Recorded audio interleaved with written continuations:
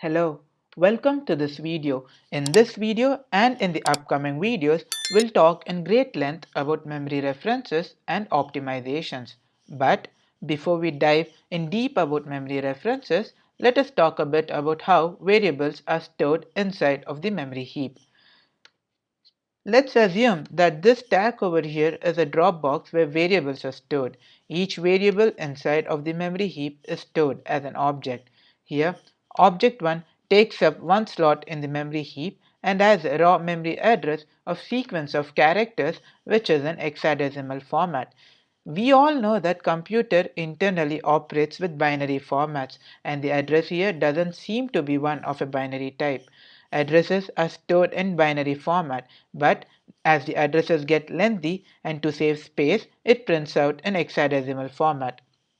Here, object 1 has a physical address to 0x10A544F88. Here, 0x indicates that this is in hexadecimal format. Object 2 occupies one slot and has a memory address of 0x10A544F89. Object 3 occupies two slots in the memory heap and has an address of 0x10A544F90. Object 4 occupies three slots inside of the memory heap and has an address of 0x10A544F91. The allocation of slots to a variable depends on the size of your variable. The variable stacking up inside of the memory is called a heap. This entire thing is called a heap, and this heap is managed by the JavaScript memory manager. Technically, it is handled by the browser's memory manager.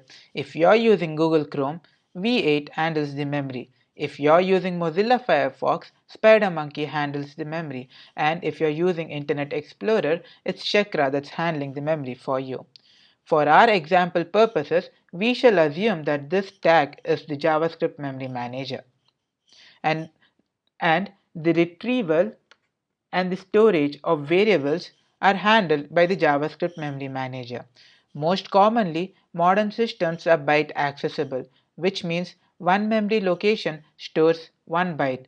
1 byte is 8 bits. Here, object 1 consumes 1 byte, object 3 consumes 2 bytes, and object 4 consumes 3 bytes. Object 3 consumes 2 bytes and object 4 consumes 3 bytes. Okay, now let us go through a quick example. Let me go to the next slide. Okay, here 2019 is assigned to the variable my number, and hello JavaScript, the sequence of strings, is assigned to the variable my string. My number has a reference to the memory address 0x10A544F88 and is stored as object 1 inside of the memory heap. Cool. For the sake of argument, you might say that the number in JavaScript is a double precision and uses 64 bits, that is 8 bytes. We'll talk about integers in great detail in the upcoming videos. Only for the sake of illustrating an example, I'm showing it as it takes up one slot, but in practicality, it uses 8 bits. That is 8 bytes, I'm sorry. My string as a reference to this address 0x10A544F89 and is stored inside of the memory heap occupying two slots as object 2. Cool. Now that's it for this slide, but I wish there was a way to show a practical example of how variables are getting stored in the JavaScript memory manager. Unfortunately, JavaScript's implementations are only standardized in so much as they follow the ECMAScript specifications. The intricacies of memory storage could differ by browser and are not made accessible to JavaScript. Let us take a diversion from JavaScript and look at how Python stores variables inside of the Python manager, which is going to deepen our understanding. Let's see the Python implementation in the next video. I'll see you in a bit. Bye-bye. Hello, welcome to this video. In the last lecture, we discussed about how variables are stored inside of the memory heap. I also mentioned that we'll be taking a diversion from JavaScript and we'll have a look at how Python memory manager stores variables. You need not follow along with me in this lecture. This demonstration is only going to help you deepen the understanding of what's happening behind the scenes. We'll be traversing from JavaScript to Python in this module quite a bit, and I'm sure you'll appreciate this traversal by the end of this module. Just because I'm using Python to demonstrate an example doesn't mean that this memory management is only applicable to Python. The concepts that we are going through are the same in JavaScript as well. I already have a file in Python for our illustration, so let's dive right into the code and have a look at the output. Here 2019 is assigned to the variable my number, and we are printing the physical address of my number inside of the Python memory manager.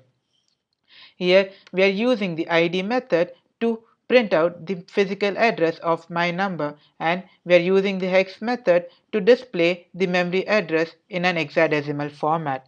When I run the file, I get the output and we can see the memory address. Let me run the file so that I can show you what the address is of the variable my number. Python memory references, and when I hit enter we get the memory address of my number to be 0x7FCEACC07E20. Cool. Now let me uncomment these two lines. Let me uncomment these lines as well. Okay, now hello Python from JavaScript is being assigned to the variable myString, and we are printing out the id of myString as well, and this is my variable. The sequence of these characters are being assigned to the variable my variable, and we are printing out the memory address of my variable as well. Let us run the file again. Let me clear the terminal, and I'm running the file python memory references. Okay, when I hit enter, we can see that we get the memory address of my string to be 0x10b947e88, and the memory address of my variable is 0x10b951538. Okay, let me go back to the code editor. Okay, now let us see what the memory address of my new number is going to be when we share the reference of the variable my number to it. Let me uncomment these 4 lines. Okay.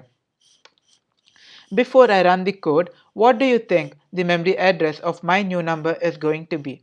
I'll give you 5 seconds. Give it a shot. Done? Okay, now let's see the output.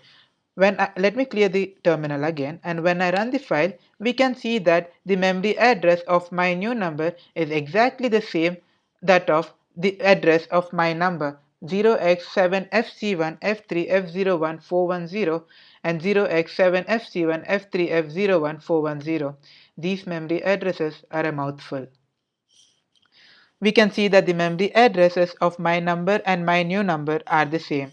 Before we see why they share the same memory addresses, let me go back to the code editor and let us assign a new value to the variable my new number, and let's see what the memory address is going to be this time. I'm going to uncomment the last 3 lines, and I'm going back to my terminal and I'm clearing the terminal. Okay. I'm going to run the file, but before I run the file, do you want to take a shot at what's going to happen? I'll give you 2 seconds. Okay, 2 seconds is way too less. I'll give you 5 seconds. Give it a try. Done? Okay, is it going to have the same memory address of my number? If your answer was yes, then I have another question for you. Will the variable my number get assigned to the new value that we just assigned to the variable my new number? Okay, suppose if your answer was no to the first question, that is it going to have the same memory address of my number, then I have another question for you. Will my new number get a new memory location in the heap? If your answer was yes, then you were right. Let's have a look at the output. Let me run the file. Okay, we can see that the memory address of my new number now changes to 0x7FA8D840CE68. It got a new memory address. That is, my new number now was assigned to a new memory address, and the memory address of my number is 0x7FA8D840CEF50. We assigned a new value to the variable my new number, and as the strings are immutable, we get a new memory address inside of the memory heap. We'll look at mutability in the upcoming videos. Before we move on to the next video, there are essentially 3 phases in memory life, and we just had a look at the first one, that is allocate the memory unit. We are allocating the memory we require inside of the variable, and we are referencing it with a memory address inside of the memory heap. I'll point to the other 2 points when it's time. Now we shall see why they share the same memory address and why the memory addresses change when the values are changed in the next video. I'll see you in the next video. Hello, welcome to this video. In the last video, we saw how variables share same memory addresses and different memory addresses based on how the variables are assigned and referenced. We stopped at why they share the same addresses, that is same memory addresses, when the variable myNewNumber was assigned with the variable myNumber. Here, the variable myNumber has a value of 2019. MyNewNumber and myNumber share the same memory addresses. Why is the question we had in the previous video. We shall address this question with a solution in this video, but we also add a different question in our previous lecture. When we assign the value of 2020, that is a new value, to the variable myNewNumber got a new memory location, that is new memory address inside of the memory heap. That is, it got a new memory location inside of the memory heap and now has a different memory address. Before, myNewNumber and myNumber both had the same memory addresses. That is, myNewNumber shared the same memory address, that of myNumber. But as soon as myNewNumber got a different value, myNewNumber is no longer sharing the same memory address of myNumber. It got separated. myNewNumber became independent. Now it has a new memory address of its own. These two questions will be answered in this video. Before answering the second question, we shall see why myNewNumber and myNumber shared the same memory addresses. Let me go to the slide. Okay, in this slide we have 2019 value assigned to the variable myNumber, and myNumber has a place inside of the memory with an address of 54 54 54 5. myNumber has a value of 2019. When we create a new variable and when we assign it the value of myNumber, that is, when we assign the variable myNumber to the new variable, that is myNewNumber, JavaScript doesn't give myNewNumber a new place inside of the memory heap. What it does is it's assigning the same memory address, that of myNumber, to the variable myNewNumber. Here myNumber as an address of 54 54 54 5. myNewNumber is also going to have the same address, that of myNumber. JavaScript is doing this by assigning the address of the variable myNumber, and instead of allocating myNewNumber a new address, it tells myNewNumber that 2019 is already stored in the memory, and I am not going to waste my space by giving you a new place inside of the memory. You'll have to share a reference with 2019 which is assigned to the variable myNumber. Do or die, that's all you get. I am not going to give you a place inside of the memory heap. You might think, why is JavaScript Memory Manager being so mean? It does to increase performance and uses that space by allocating it to a different variable by freeing the memory in your operating system. Instead of allocating myNewNumber with a new place inside of the memory heap, it's going to give the space to a different variable which was declared or assigned with a new value. You get the idea. That's the reason why myNewNumber and myNumber are referencing to the same memory address. 2019 is all myNewNumber wants. What JavaScript is saying is that 2019 is already being referred by the variable myNumber. So why not use it? Because all you want is 2019, you get 2019. I am not going to give 2019 with a new memory address for you. Now coming to the second question, as soon as myNewNumber was assigned with a new value, JavaScript Memory Manager, instead of referencing myNewNumber with the same memory address that it had before, it gave it a new memory address. JavaScript Memory Manager got disappointed and it gave it a new memory address. But why was it given a new memory address is a real question. It's not just with myNewNumber. If we declare a new value to the variable my new number. Let's say we are assigning it the value of 2020. That is, my number is getting reassigned with the value of 2019 plus 1, or my number plus 1. That is the value 2020. We might think that we are reassigning the variable my number by adding it 1 to it. The value 2019 now is getting reassigned with 2020, and so the memory gets a new value and is replaced with 2020. Here my number as an address of 545454 with the value of 2019. We might think that the variable my number is going to have the same memory address, but the value of 2019 is going to get replaced with 2020. But that's not happening. My number is going to get a new memory address. Here in our example, we chose the memory address to be 242424, and the variable my number has the value of 2020 with a new memory address. This is happening because in JavaScript, primitive values are immutable, and number is a primitive value and it is immutable. That is the sole reason why my new number gets a new address, and also when the variable is reassigned, it gets a new address.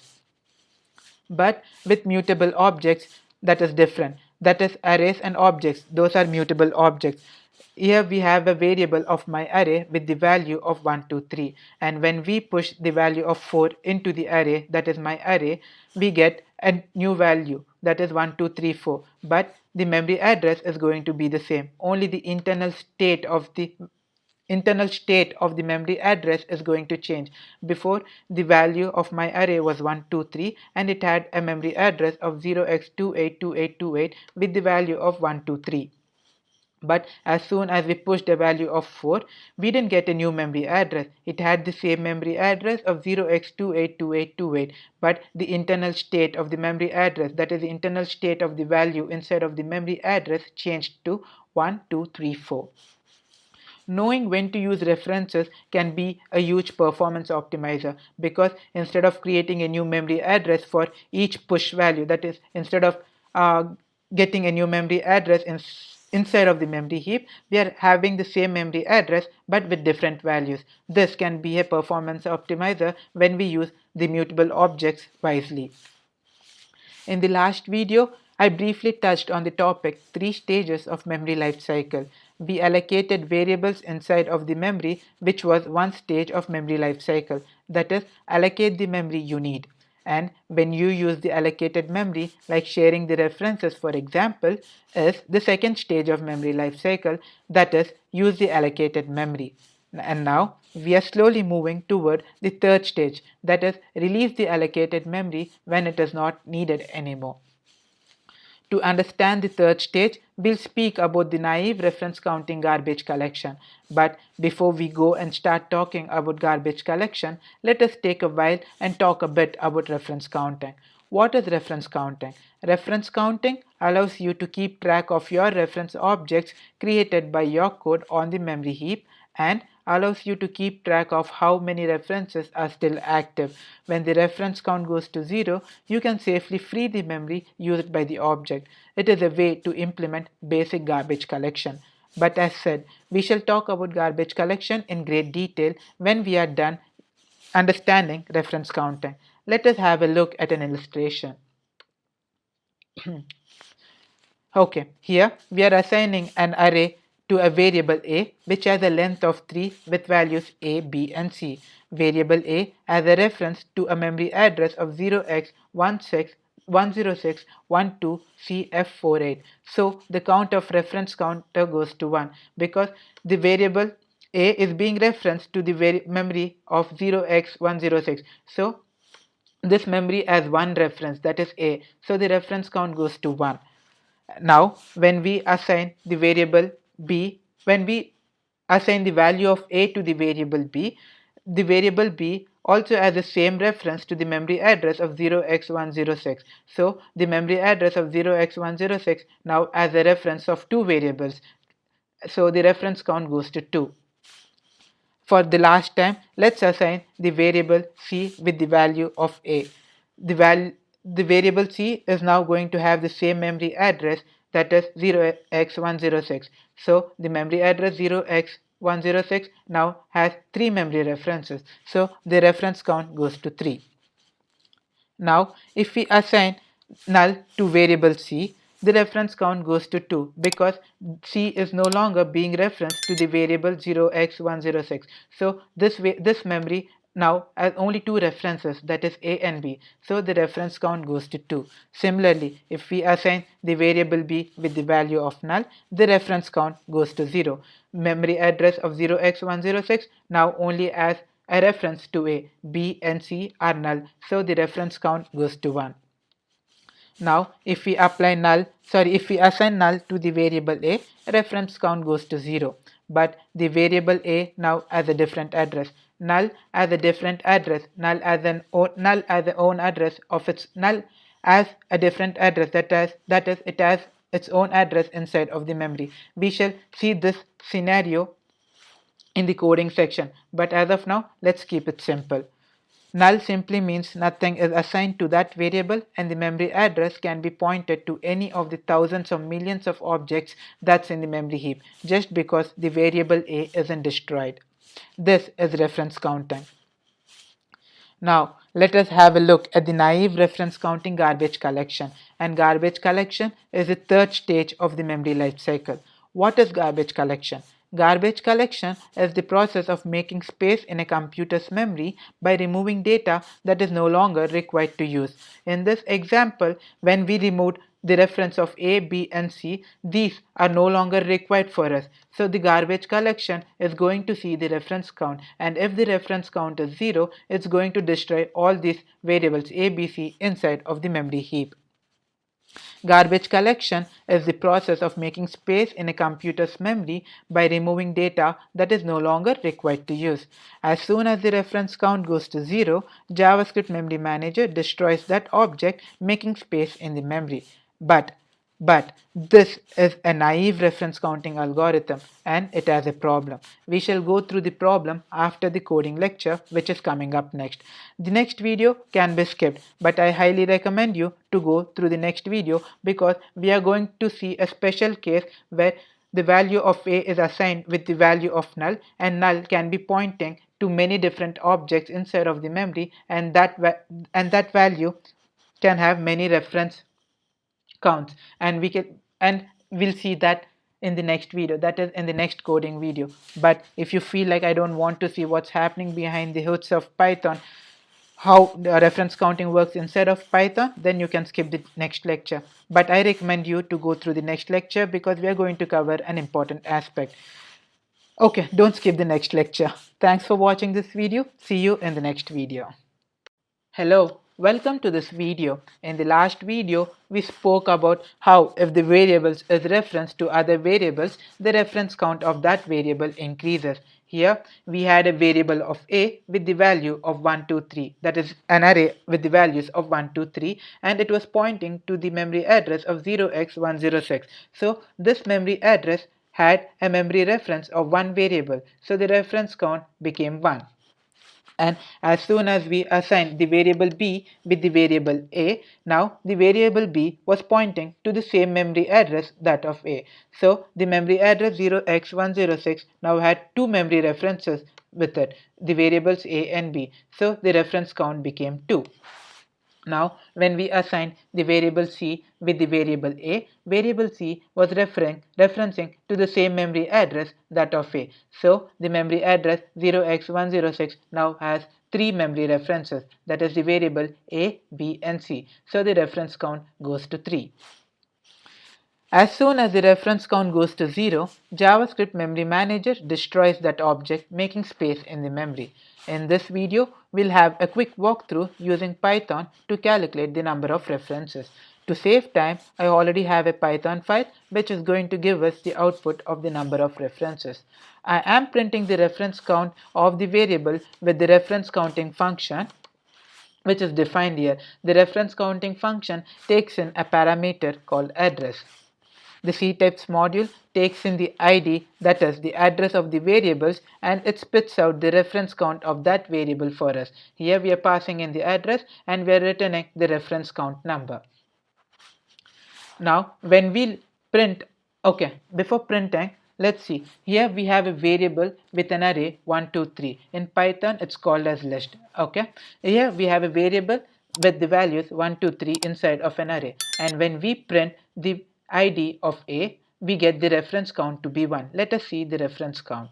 I am running the file Python reference count. Okay, we can see that the variable a has a reference count of 1 and the address of the variable a is pointing to so and so address.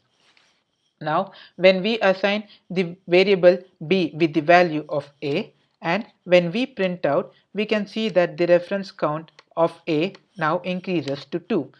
As said, reference count of the variable a is 2.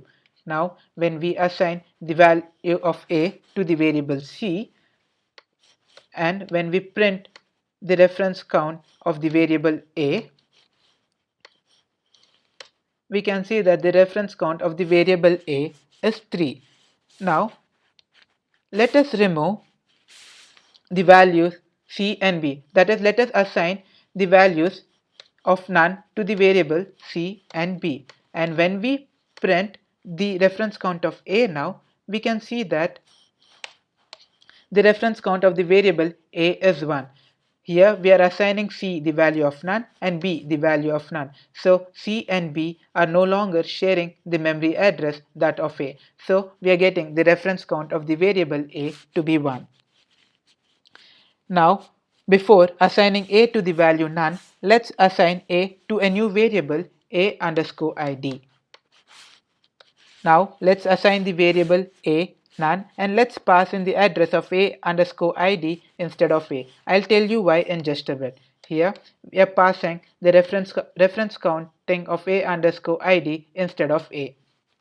Now when we let me clear the terminal, and when we run the file, we can see that the reference count of the variable a was 1 and now it became 0. That is, when we printed the reference counting of a underscore id, that is a underscore id, the a underscore id had the value of the id of the variable a, that is the memory address of the variable a. So when we printed the reference counting of a underscore id, the value, that is the reference count, became 0. Cool. You can see that the reference count of a underscore id is 0 because a underscore id had only one shared reference, and after assigning it none, it became 0. Now we know that the reference count of a is 0, and now if we pass in the address of a, we'll see a strange behavior. We have the value of none inside of the variable a. Now when we print the reference count of the id a, that is the variable a, we'll see a strange behavior. Here we get the reference count of the variable a is 2431. The reference count goes to some arbitrary number and the value stored inside of the address of the variable a changes to a different value. In the last lecture, I had told you that none takes a different place as a memory of its own inside of the memory heap, and it can be pointed to millions or thousands of objects inside of the memory address, and that memory address can have a variable which has a reference count of some arbitrary number, and in our example it's 2431. We have no clue whatsoever to which value it's being matched to. That value which has an address of a particular object might have shared references. In our case it was 2431. The variables a underscore id in our example, b and c are destroyed by the garbage collector because the reference count is 0 in those cases. I hope these practical examples are clearing up and making concepts much clearer. Thanks for watching this video. See you in the next video, where we shall continue our discussion on the drawback that naive reference counting garbage collector throws at us. Hello! Welcome to this video. In the last lecture, we had a look at how reference count increases and decreases. We also saw what happens to the reference count when it goes to 0. In our code, after the reference count hit 0 and after running it again, the reference count went to 2431. This happened because we set the value to null, and the variable now has no value and it points to one out of the million objects stored in the memory, and the variable in that memory can have many shared references, and in our example it was 2431. The value null has a place in the memory, and it has a reference of 2431 in our example. The reference count can vary. The variable gets destroyed by the garbage collector when it's not being referenced to anything, that is, when its count is 0. In our example, variable a_id had a reference count of 0, and that variable gets destroyed by the garbage collector. I told there was a limitation with reference counting algorithm. The algorithm we saw was the most naive garbage collection algorithm. In this video, we shall see what the limitation of reference counting algorithm is. Limitation with reference counting algorithm is when the variables have circular references. Let us see an example where circular references might occur. If you're not familiar with object-oriented programming, don't sweat it. We'll cover object-oriented programming in depth in the upcoming videos. Here we have class 1. There's an object with a key b and as a value of class 2 which takes in an argument of class 1. Here we have a key b and a value of class 2 which is taking in an argument of this, and this is referring to class 1, and hence the argument is class 1. And we have a class 2 with the key of a and as a value of a. The a is coming from the parameter a and has a value of class 1 because when we call 2 with an argument of this was being referred to class 1, and this is being sent as a parameter, and this parameter is being assigned to the key a. Okay, cool. Now, when we create an instance of class 1 and when we create an instance and assign that instance to the variable myClass, we get a memory address of class myClass, and that myClass has a place inside of the memory, and myClass now has an address with the value which we get after running our class 1. Now, when we run class 1 inside of our constructor method, we can see that key b has a value which calls 2 with an argument of class 1, and now 2 executes, and inside of 2 we have an object with key a and a value of class 1 which was passed in as a parameter. We know that class 2 has an address of its own and class a has an address of its own. So when we console log the address of 2 inside of the constructor of class 2, we get the address of class 2 which is 0x105c1b198. And when we console log the address of the key a, we get the address of class 1 which is 0x105b160 because parameter a is referring to class 1. Now, after executing class 2, we go back to class 1, and when we console log the address of 1, we get the address which is 0x105cb160. And when we console log the address of b, that is this one, when we console log the address of a, we get the address of class b, that is 0x105c1b198 because the key b is referring to class 2. This is known as circular reference. If you're still dicey about what's happening, please post a question in the Q&A section. And if you're confused about what's happening with the classes, don't sweat it. We shall cover object-oriented programming in depth in the upcoming videos. We'll touch on circular references in the object-oriented programming module. Okay, here we have class 2 with the memory address of 0x105c1b198, which is the memory address of class 2, and 0x105c1b160, which is the memory address of class 1. And instead of class 1, we have a memory address of 0x105c1b160, which is the memory address of class 1. And the memory address of class 2 is b with the value 0x105c1b198. You can see a pattern here. These two zigzag crosses are having the same memory addresses. Here the value of a has the memory address of class 1, and here the class 1 has a memory address of 0x105. Both are same. Here class 2 has a memory address of 105c1b198, and inside of class 1 we have the memory address of 0x105c1b198. Both are having circular references, that is class 2 as a reference to class 1 and class 1 as a reference to class 2. This is the limitation. The limitation comes when the variable myClass is set to null. The reference count is now 0. In the previous example, when the reference count went to 0, the other references that had the reference of that variable got destroyed too. But with circular references, when myClass reference goes when myClass reference count goes to 0, object with key B and object with key A don't get destroyed because they share references with each other, and garbage collector doesn't know what to do with them, and it leaves them in the memory saying, I'm not going to get involved in this mess. There are two objects in the memory sharing references with each other, and I don't know how to delete them both. If only one object was referencing the other objects or variables, I would have deleted the object and the objects or variables referencing that object, that is the root object. But in this case, there are two, and I am not going to get involved in the confused affair. But what about the discarded memory? They lie in the memory, doing nothing, and occupy space in the memory for no good cause. This results in memory leak. When we assign the variable myClass with none, these two are lying in the memory because this wasn't destroyed by the garbage collector. Now what is it doing in the memory? It's doing nothing and occupies space in the memory for no good cause. This results in memory leak. What is a memory leak? Memory leak happens when a program fails to release a discarded memory. This causes issues in the performance. In the next video, we shall touch a bit on a different algorithm that modern browsers use to destroy the objects which are unreachable. Thanks for watching. See you in the next video. Hello, welcome to this video. In the last lecture, we discussed about circular references and how those references were ignored by the reference counting algorithm and how this ignorance can cause a memory leak.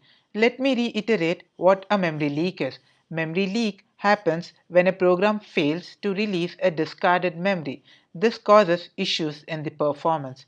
In this video, we shall go talk a bit about mark and sweep algorithm that modern browsers use for automatically deleting the objects which were not reachable by reference counting algorithm.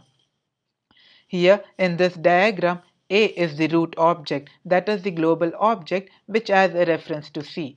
The reference between A and B is cut off, so the reference to object B is cut off. That means that the object B is now garbage collectible, but it has a reference with object D, and object D shares its reference with object B as well. This is ignored by the reference counting garbage collector. But what mark and sweep algorithm does is it traverses through all the reference objects. Here all the reference objects from object A, that is from the root object A, is only the object C. So what mark and sweep algorithm does is it traverses through all the referenced objects from the root object, that is the global object, and marks them alive, that is they exist and are being used. This is the mark phase. Now comes the sweep phase. Sweep phase is where every node, that is every object, is touched from the global object. It goes from object A to B, and from object B to C, and from object C to D, and then checks if they are marked as alive or not. If they're not marked as alive, they can be deleted by the garbage collector. This is the sweep phase, and thus the name mark and sweep algorithm. Cycles are not a problem anymore with this algorithm. In our first example, the objects were not referenced by the global object. It was my class in our example, if I'm not wrong. Yes, it was my class. Consequently, they were unreachable by the garbage collector. As of 2012, all modern browsers ship a mark and sweep garbage collector. I hope the two videos on Python coding helped you understand better what memory management is doing under the hood for us. Thanks for watching this video. In the next video, we shall start a new module. See you in the next video. Hello, welcome to this video. In this video, we'll talk a little bit about unsigned and signed numbers, and then we'll talk about the number constructor and number function for the primitive values and for the non-primitive values as well. And in the next video, we'll code and see how number function computes for a non-primitive value. And after that, we'll write an algorithm to find the size of a variable. JavaScript doesn't provide size of method to see the size of a variable. So we'll write a naive code to calculate the size of a variable. JavaScript doesn't provide a size of method for a reason. Each JavaScript implementation is different. In Google Chrome, for example, the same page uses different amount of bytes for each object. Now, with the introduction away, let's dive into the topic. Let me zoom in a bit. Okay. Numbers are represented internally using base 2 binary digits, not decimal. Numbers are implemented as IEEE 754 double precision floating point number, that is, it takes 64 bits.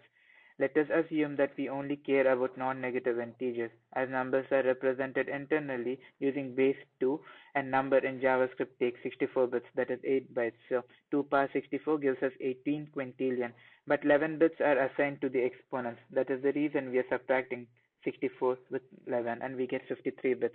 Now 2 power 53 minus 1 gives us 9 quadrillion odd, and this is the max safe integer. Let me write it down.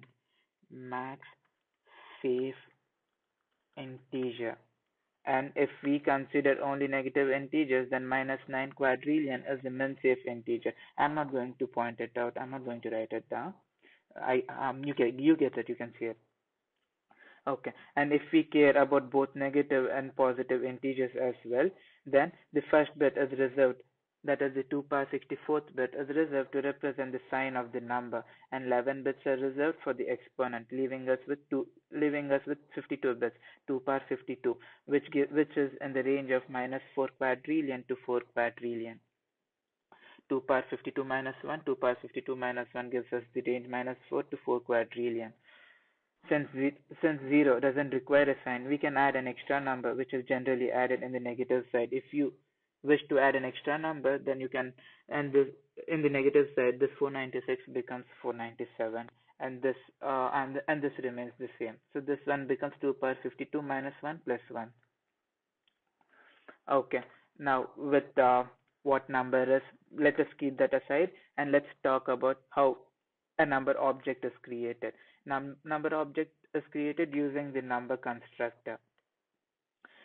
A primitive type object number is created using the number function, but a number object is created using the number constructor. Let us create an instance of a number and assign it to a variable a. When we console the output, we get the number a, that is the object a with curly braces around it with 1, 2, 3. To check if it belongs to the instance of number, we can use the instance of built-in method and it returns the boolean true or false. In this case, we get the result to be true because a is indeed an instance of number, because we are using the new keyword and we are creating an instance and we are assigning it to the variable a. For primitive values, we use the number function directly, and in this example we pass in 1, 2, 3 string as a parameter to the number, and when we assign it to my number and when we log the result, we get 1, 2, 3.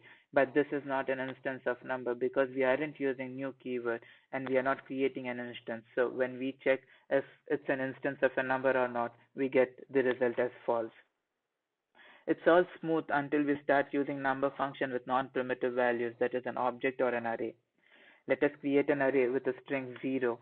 Now this being a non-primitive value, number ends up calling toPrimitive method, and toPrimitive method calls value of method. If the return value is not a primitive or if it's empty, the value of doesn't execute and it rolls down. That is, it falls back to toString method. That is, the toPrimitive method calls the toString method, and toString method converts it to a string. In our example array, we get 0. That is, the 0 array gets converted to 0, which is a string. And when this value is passed to number function again, we get the output as 0. We'll have a practical look of how this works in the next video when we code the number function and the number constructor. Now, if you pass in multiple values which are of type string inside of an array, that is, when you pass in an array like this, 1 or 1, 2, 3, 4, 5, 6, say when you pass in an array and when you're assigning this value to my array, what happens is that this being a type of string inside of an array, toString converts it to a string, and string isn't a number, so we get the output as not a number, NaN. We shall code number function for primitive values and non-primitive values, and also write a naive algorithm to find out the size of a variable in the next video. Thanks for watching this video. See you in the next video. Hello, welcome to this video. In the last video, we had a brief discussion on numbers and we also spoke about number constructor and number function. In this video, we'll code and see how a number function behaves with primitive values and non-primitive values. And after that, we'll go and code a naive algorithm which is going to find out the size of our variable. I'll be using Chrome DevTools, and inside of Chrome DevTools, I'll be using snippets to code. You can find it by opening your Chrome DevTools and navigate to the Sources tab, and in the Sources tab, find snippets. And down below, you can see a plus icon. Click on that to create your file. I'm creating my file and naming it as mynumber.js. To execute this file in Mac, it's Command Enter, and in Windows, it's Control Enter, or you can directly click on this play button. Okay, now with that out of our way, let us create a variable and assign it a sequence of character 1, 2, 3, var a 1, 2, 3. Okay, now I'll create an instance of number and assign it to new num variable, new number. Okay, now when I console log new num, let me type it and then I'll explain. New num value is new num. Okay. Now when I console log the when I console log new num, a number object is created using the number constructor. You can see that now we have a number with 0 because I haven't passed anything. I'm sorry. Okay. Now we have a number constructor with object 1, 2, 3. You can see the curly braces. Let me zoom in a bit if you can't see it. I hope you can see it. Cool. Let me clear the console. Okay. I hope this is clear. 1 second. Okay, let me close this. Okay. I hope this is clear now. Okay. Now to check if the number is an instance of a number, we can use the instance of method that we spoke in the previous video, which is built into JavaScript. And when we console log it, we'll get a result of true. Let us see. Let me write it down. New num instance of number. Let's see what the output is. We can see it's true. I hope you can see it. I'm screwing it up. It was better. Okay. Now let us take a look at another example where we'll use number function for primitive values. Let me uncomment this one. Okay. We'll take a look at number function for primitive values. We'll use the number function directly for creating our primitive values. Sorry, not for creating a primitive values, but for using a primitive values, we can use the number function directly. I'll create a variable b and assign it a function number with a parameter 1, 2, 3. var b and function parameter number 1, 2, 3. Okay, when I console log b, we'll get 1, 2, 3 number. Okay, we didn't get because I didn't console log it. I'm sorry. Console.log b. Save, and we can see that we are getting 1, 2, 3. Okay, I'm clearing this out and I'm closing it. Now we can check if my okay, this is variable. We can check if b is an instance of a number or not. We'll get the result as false because, as I previously mentioned in the previous video, because we are not using the new keyword here and we are not creating an instance of the number method and we are not assigning it to the variable b. And so in our case, we'll get the output as false. B instance of number. Save it. We get it as false. Okay, cool. And I'm commenting these lines. Okay. Now let us look at a case where we create an array with a string of 0, and now this being a non-primitive value, number ends up calling two primitive method, and two primitive method calls value of. Let me create where my val is equal to 0. I'm assigning it to the variable myval with the value of 0 inside of an array. Now when I console log the value of my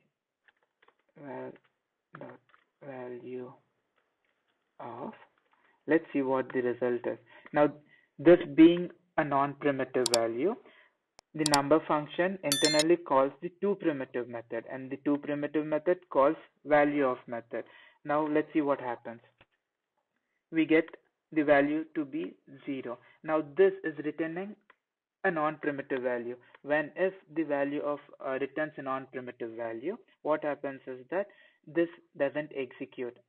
This has no value for us now. This doesn't execute, so it falls back. Now what the toPrimitive method does is toPrimitive method now calls the toString method. Let's see what happens when we call the toString method. toString toString, and we get myval dot toString, and when we console log we get the output as toString is equal to 0. Now this might seem like this is the number 0 and it's not a string. Let's see the type of myval, just to make sure that it's a string. Okay, let me call it.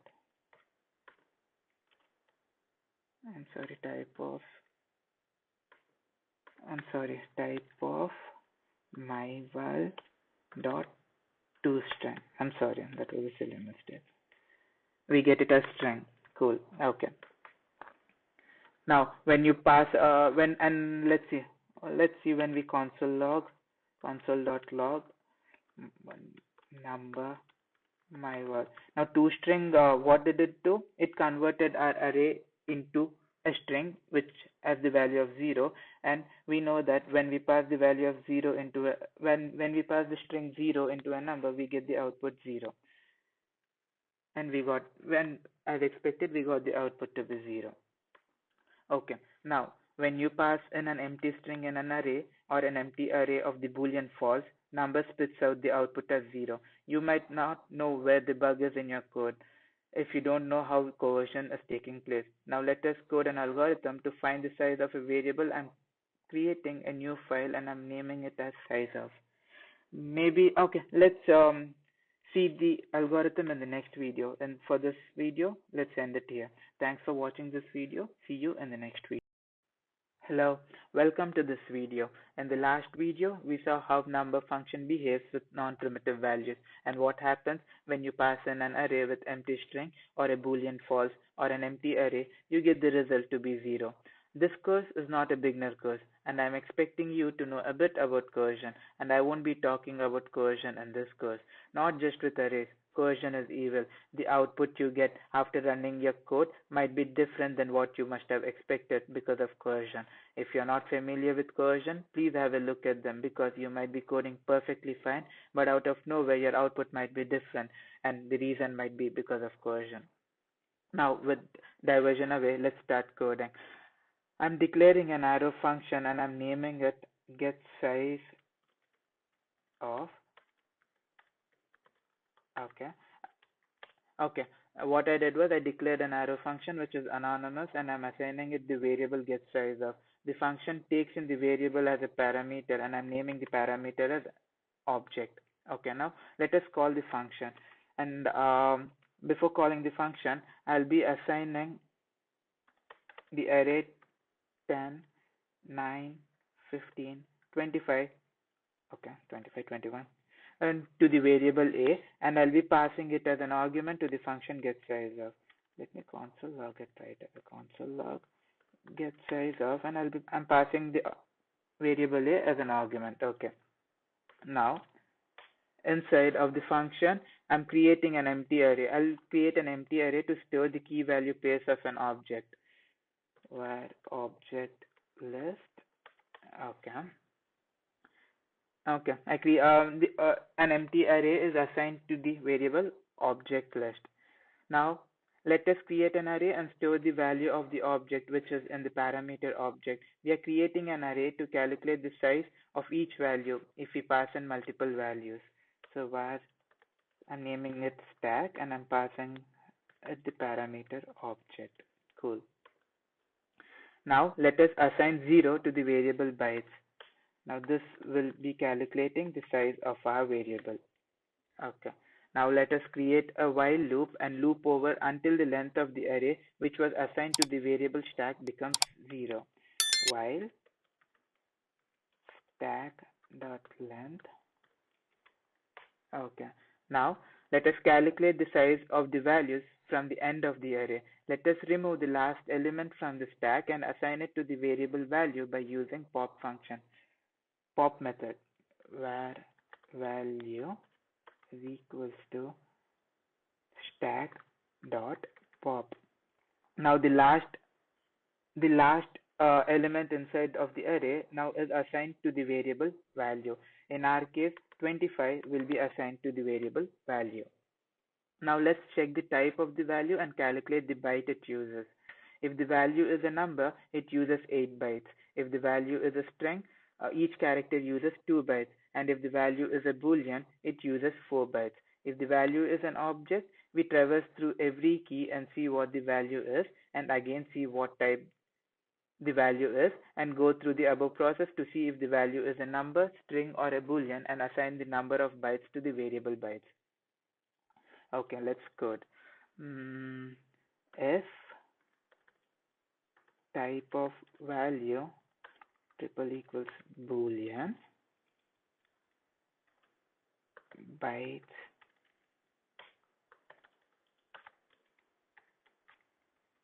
to 4. We are adding plus 4 bytes variable. We are adding plus 4 to the bytes variable. Now from the last module, we now know that the value of bytes isn't getting replaced, but we are creating a new memory for every reassignment. Now if the value is not of the type boolean, we go to the else if.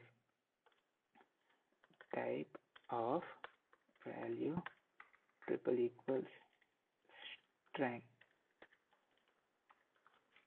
If I can type, okay, and we are adding 8 to it. If it's not of the type string, we check if it's the type of a number or not. Number. If it's a number, we add an. I'm sorry, for string it's bytes value dot length into 2. I'm really sorry. For numbers it's 8. For string we count the character length and we multiply it by 2. Okay. Final case. Let's see if a variable is an object or not, and what happens if the variable is an object. Type of value equals to object and object. I'll explain what's happening in a bit. 1 second. Index. What happened? I'm unable to type. Value.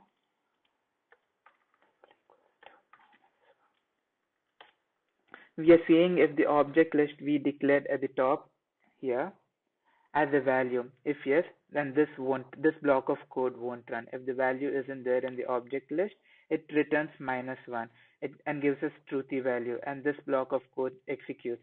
We'll talk about Boolean short circuiting in the next module. Okay, now let us push the value into the object list. Because we don't because the index of value triple equals to -1 gives us truthy value. That is, in the object list we have the object list is empty, and now we are pushing the value inside of the object list. Now the value, if it's an object, the value will be an object, and inside of the object list array we'll have a key value pair.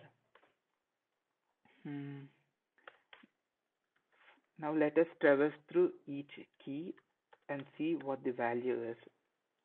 And 1 second, let me type for I and value stack dot push I. Okay. Now it for looping over an object we use for and loop. I hope you're familiar with that. Now what happens is it goes through every key inside of the object and pushes the value into the stack array. Now, if it's an object and if the object has a key value pair and if the key is A and if the value is 20, 20 is pushed into the stack. Okay, cool. And after everything is done, we return the final number stored in the bytes variable bytes. Okay, and we are done with the coding section. Now, okay, let's start with complicated. Let's start with an object. Let us pass 8, 10, and B to be hey there. Cool. Now let us see what the output is. We get the output to, let me clear, okay. We get the output to be 26. Now, because 10 is a number and it takes 8 bytes, and hey there as a length of 0, 1, 2, 3, 4, 5, 6, 7, 8. Okay, you can calculate 26 minus 10, that is 16 bytes. String here, variable B takes the size of 16 bytes and variable A takes the size of 10 bytes. That is, A key takes 10 bytes and B key takes 16 bytes, and adding up to total of 26 bytes. If you're comfortable with what just happened, you can skip the next video, because in the next video, I'll be going through the code again. By putting a breakdown, I'll walk through every line to see what's happening. Thanks for watching this video. See you in the next video. Hello, welcome to this video. In this short video, we shall walk through what's happening with getSizer function. I'm putting a breakpoint at line 7 and I'm running the function. I'm running the code. Okay, now we enter the debugger mode.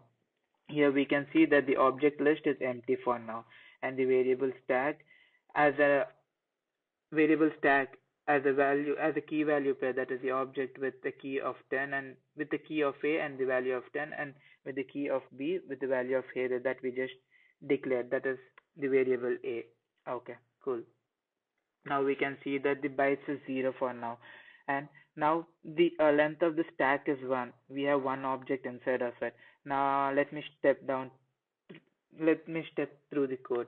Now when we enter the next line, we see that if the type of value is boolean, in this case it's not, so we go to the next line of the code. We see if the type of the value is string. In our case it's an object, so it's false in this case too. We go down to the next else if statement, and we check if the type of value is number or not. In our case it's not, so we go down here.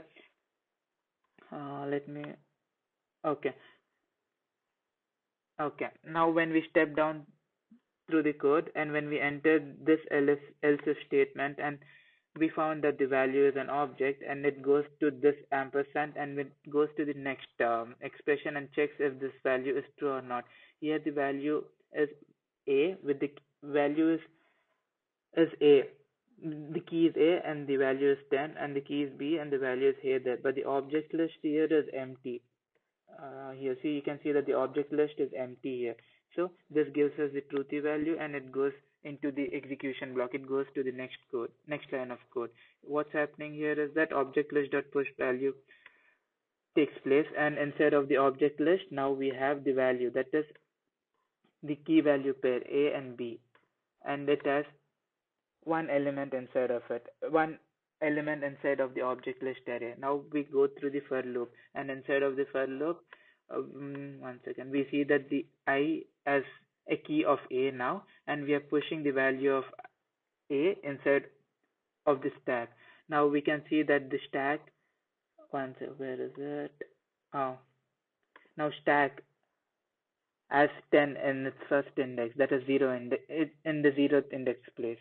Now when we step through again, now I is B, and we are pushing the value of B inside of the stack. Now we can see that hey there is in the stack. Now it goes back to the while loop and sees the length of the stack. In our case, the length of the stack is 2. What happens is the last element is popped out of the stack and is assigned to the variable value. We can see that the value now has hey there, and the stack has only one element and the value is 10. Now it goes down and sees if the type of value is a string or not. In our case, it's a string. So what happens is that value.length, that is, it checks the character count of the value and multiplies the string with 2. Now we can see that the bytes has become 18. Now it goes back to the while loop again and checks the length of the stack. The length of the stack is now 1, and we are popping out the last element inside of the stack and assigning it to the variable value. Now value is 10 and the stack has become empty. Now it checks if the value is a number or not. When it finds it's a number, it adds up 8 to the existing bytes. Now 18 plus 8 becomes 26. We can see that the bytes is now 26. Now, as soon as as soon as we exit out of the while loop, we return the number of bytes, and we can see that the out. One second. Okay, let me step through a little more. Okay, now we can see that we get the console log to be 26. I'm sorry. What happened? Okay, console. Let me pull this a little bit. We can see that the output is 26, and we are done. Thanks for watching this video. See you in the Hello, welcome to this video. In the last two videos, we calculated the size of the variable, and in this video, we shall figure out a way to develop an algorithm to convert a number to any base you specify between 2 and 36. Typically, we use 0 to 9 and A to Z for encoding, making it add up to 36. If you want to increase the count of your base, you can include lowercase alphabets, that is A to Z encoding, and that is going to add up to 62. But in our example, we shall only consider the case of 0 to 9 and uppercase alphabet A to Z. We have parseInt method which takes in a number and converts it into an integer. ParseInt takes in an additional argument which takes in the base. If you specify the base, it's this one, that is the radix place. If you specify the base, it's going to make the specified number display in a different format. For example, we pass string A as the first argument and pass 16 as the second argument. We are going to get the output as 10. I'm running it again. Here we have 10. Okay, now if we pass 1010 as the first argument and pass 2 in the second argument, you'll get the output as 10. Your output is going to be in the base 10 format. Let me run it. See, you have it as 10. Now, let's try converting 255 to base 16 and see what our output is going to be. I'm running it. Let me clear the console. Okay, we have 597. Strange, isn't it? We expect the output to be double F, but we get a totally different result. It's because parseInt gives out an integer and FF are not integers. To solve this issue, let's create our own algorithm. But before we jump into our code editors, let's analyze and figure out a solution that we can code them in the next video. I came across this solution in the web, this one. I came across this solution in the web, and this is one out of many solutions out there. We are all familiar with modulo operator and division operator, so let's use them as a tool. We have 200 divided by 7, and 200 is the numerator and 7 is the denominator. We know that 200 divided by 7 is going to give us a floating point number. So that's the reason we are floating it down to integer value when we divide it by n divided by d. Now you see this formula: n is the numerator, d is the denominator. N is equal to d into mat.floor n divided by d plus n percentile d, that is n modulo d. When we compute this, we get the numerator as 2. No matter what your numbers are, this formula is going to give out the number. In place of 200, if you had 300, it would have given you 300. If it was 333, it would have given you 333. This formula is going to come handy for our solution. Now let us find out what the base 5 number is going to be when we pass in 282. Here n is 282, b is 5. 282 is equal to mat.floor n divided by b into 5 plus 282 modulo 5, that is equal to 56 into 5 plus 2. Now rewriting it as, we can rewrite it as 56 into 5 power 1 plus 2 into 5 power 0.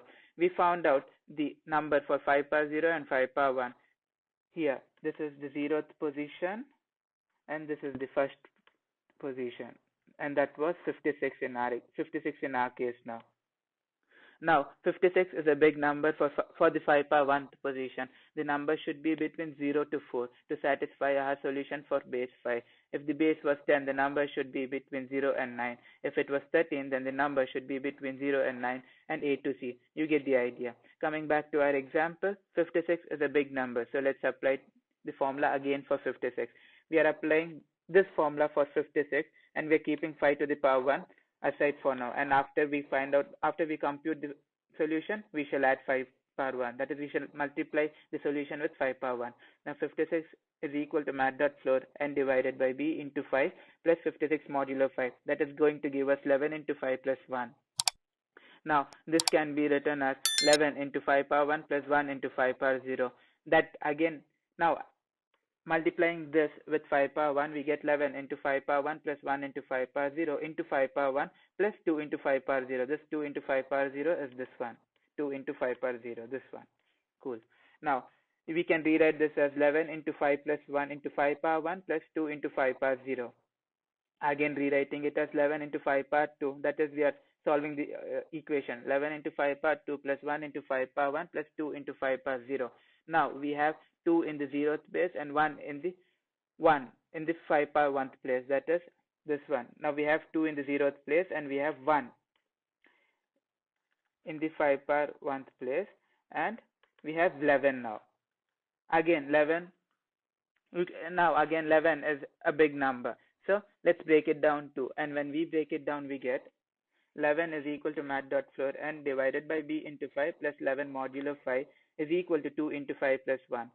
Rewriting it as 2 into 5 power 1 plus 1 into 5 power 0. Now multiplying it with 5 power 2. That is 2 into 5 power 1 plus 1 into 5 power 0 into 5 power 2 plus 1 into 5 power 1 plus 2 into 5 power 0. Now we can rewrite this as 2 into 5 plus 1 into 5 power 2 plus 1 into 5 power 1 plus 2 into 5 power 0. We get the final solution to be 2 into 5 power 3 plus 1 into 5 power 2 plus 1 into 5 power 1 plus 2 into 5 power 0. That is, we have 2 in the 0th base, 1 in the first base, 2 in the second base, and 2 in the third base. Cool. Now 5 power 3, that is 5 to the third base as number 2, and it's smaller than 5. But we can observe that the values we got for 5 power 0, 5 power 1, and 5 power 2 are the modulus value. This one, 56, 282 percentile 5. The 0th base was 2. 56 percentile 5, it was 1. 11 percentile 5, it was 1. See, you see the pattern, 2, 1, 1. But this 2, we got it after the division. So let's make sure we get a value from the number via modulus as well. So let's use the formula again to number 2. Here 2 is equals to mat.floor n divided by b into 5 plus 2 percentile 5 is equals to 0 into 5 plus 2. We can rewrite the solution as 0 into 5 power 1 plus 2 into 5 power 0 into 5 power 3 plus 1 into 5 power 2 plus 1 into 5 power 1 plus 2 into 5 power 0. And finally, we get 0 into 5 power 4 plus 2 into 5 power 3 plus 1 into 5 power 2 plus 1 into 5 power 1 plus 2 into 5 power 0. Now, we have a complete solution, and you can consider 0 in the 5 power 4th place to be an indication that you can stop here now. So 282 base 10 gives us 21125, and we have found a solution. Now we are done with figuring out a way. Now we are done with figuring out a wave phase. Now let's see a pseudocode to write our algorithm. Okay, I'm shifting to the third page. Okay, I'm sorry. Okay, this is fine. Okay. Now let's create an empty array and assign it to the variable myArray to store the values. That is, the values obtained at the respective bases. In our example, the values were 2, 1, 1, 1, 2. Let us loop through the number until the number is greater than 0. We shall stop when the number reaches 0. While n is greater than 0, m is equal to n percentile b, n is equals to mat.floor n divided by b, and we are pushing it to myArray. We are pushing the modulo value inside of the array, and now the algorithm returns an array of digits in the specified base b, a representation of the decimal in base b. There is one problem in this method. We usually want to return an encoded number for digits higher than 9, but our solution returns a number and not the encoding. Now let us write the final phase for our solution, the encoding part. Okay. we are limiting our base to less than 36, less than or equal to 36. So we need to encode our digits from 0 to 9 and A to Z. Mapping the digits in our array to the character will mapping our digits from 0 to 9 and A to Z in our array will do the trick. The simplest way to do this is given the array of digits to encode, this one. We create a string with as many characters as required, in our case 0 to 9 and A to Z, and use their indexing for our encoding character map. I'm assigning it the variable character map. Let us assign the, okay, already told you. And character map is going to be 0 to 9 and A to Z. We have an array that is my array, and we are looping through it. We use for a loop in our solution. We are going through the loop, and we are assigning the value inside of the character map to encode the variable, and we are assigning it to the variable encoding. We'll do the coding and have a walkthrough step by step in the coding video. Now, if the length of my array is greater than char map, we shall throw an error. I know this video has been long and tedious. We shall do the coding in the next video. Thanks for watching. See you in the next video. Hello, welcome to this video. In the last video, we discussed and figured out a solution to implement our own custom base. And in this video, we shall code our way through and create our own custom base. Now I'm creating an anonymous function and I'm naming it from decimal, and I'll pass in two parameters, n and b, where n is the numerator and b is the base. Here I'll be checking if b is less than 2, that is base is less than 2. If it's less than 2, I'll return base b must be greater than or equal to 2. Now I'll check if the number is less than 0 or not. If the number is less than 0, return. We shall return number and must be greater than or equal to 0. Okay, if the number is 0, I'll return an array with 0 value in it. Okay, now I'm creating a variable digits and I'm assigning digits an empty array. We shall be pushing the values inside of the digits array while we loop through it. Now let us create a while loop and keep the condition n greater than 0. If n reaches 0, we'll break out of the loop and return our digits array. Here I'm creating a variable m and I'm assigning it n percentile b, that is the modulus value, and var n is equals to math dot floor and divided by b. Make sure that you do this n modulo b before dividing, because we don't want to pass the divided value into the modulus. That is this portion. We want the modulus to take place first and then we'll divide our value. Okay, now after that's done, we want to push the values from the end to the first, not to the last. That's why we're using digits dot unshift. That is, this one pushes the value to the first and not to the last, inserts to the first and not to the last. Okay, here I'm placing the value m. Okay, when I'm done, I'm returning the digits. Now let's console log and see if what we did was right. Console.log from decimal, and we shall pass in 282, a previous example, and pass it the base 5. Okay, we get 2112. That's what we wanted. Now if I pass 255 and base 16, we shall get 50 and 15. Okay, cool. Now let me uncomment this. Now let's do the encoding portion. I'm creating a variable. I'm assigning an anonymous function to the variable encoding, and I'm passing in the parameters digits and char map. Okay. Here I'm assigning encoding an empty string. Now if digits dot length is greater than char map dot length, we shall return saying that char map is not long enough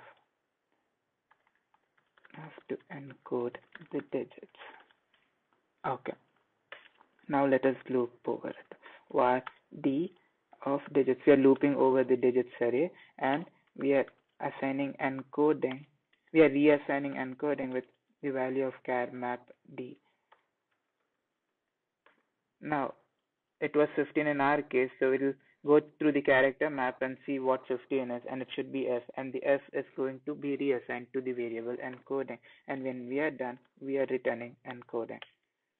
Now let's see if this is working. Console.log and encoding, and we shall pass the array 15 15 to see if we are getting the value ff, and our character map is a 0 1 2 3 4 5 6 7 8 9 a b c d e f g h I j k l w x y z. Okay, now let's see, and we got ff as expected. Let me pull this a little bit top. See, we get ff, and that's what we want. Now we are done with the coding set. We are done with the encoding and the inserting the digits portion. Now let us combine the two and create a function so that we need not do the two functions separately. Let us create a single function. Okay, and I'm naming that function as combine both. Okay, combine both, and I'm assigning it an anonymous function. Let me spell it right, and I'm passing it the parameters number and base. I am declaring char map at the top. I'll declare the sign as well. Okay, I'll declare the sign, I'll declare the digits and encode as well. Let's see what those variables have to do for us. Now let's assign char map this whole value inside of the string.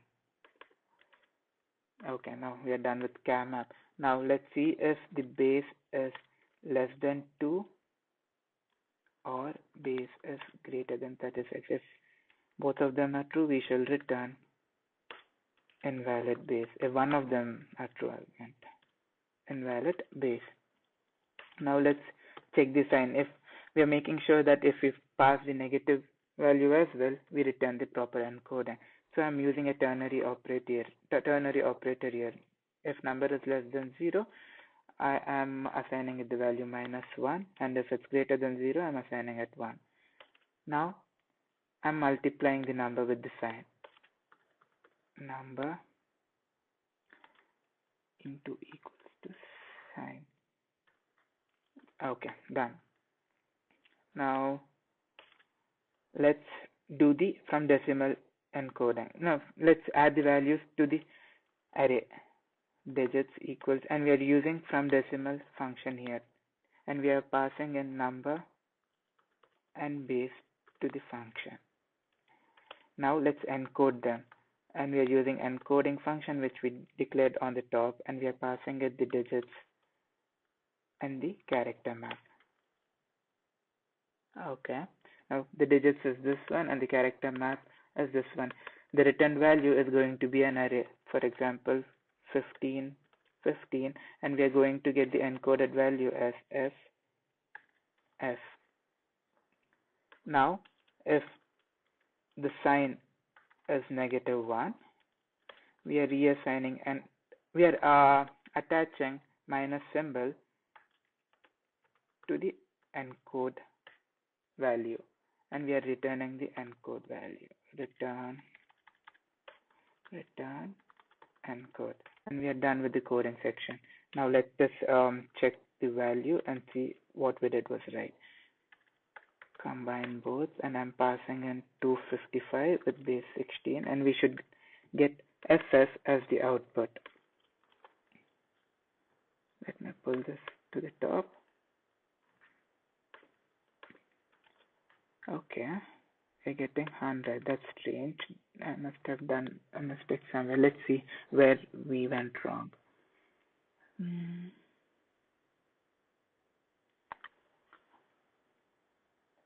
If base is less than 2, if base is greater than 36, sign is less than one number. No, this should be multi into sign. I'm sorry, it's not addition.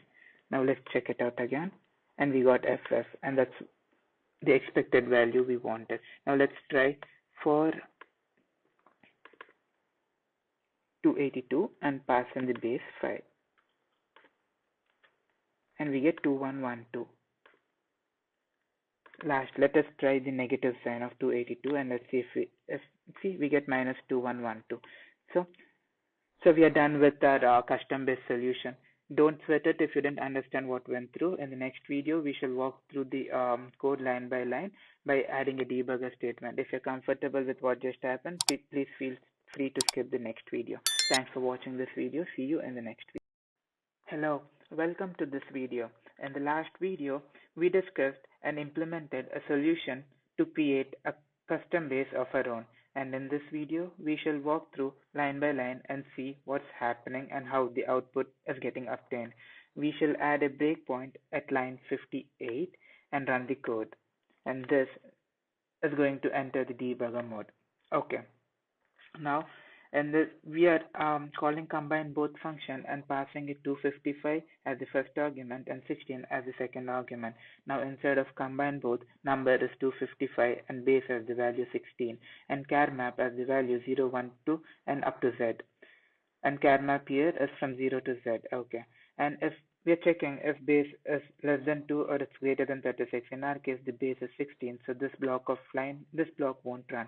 And now we are assign a value. We are checking if the number is less than 0 or greater than 0. If it's less than 0, we are assigning it -1.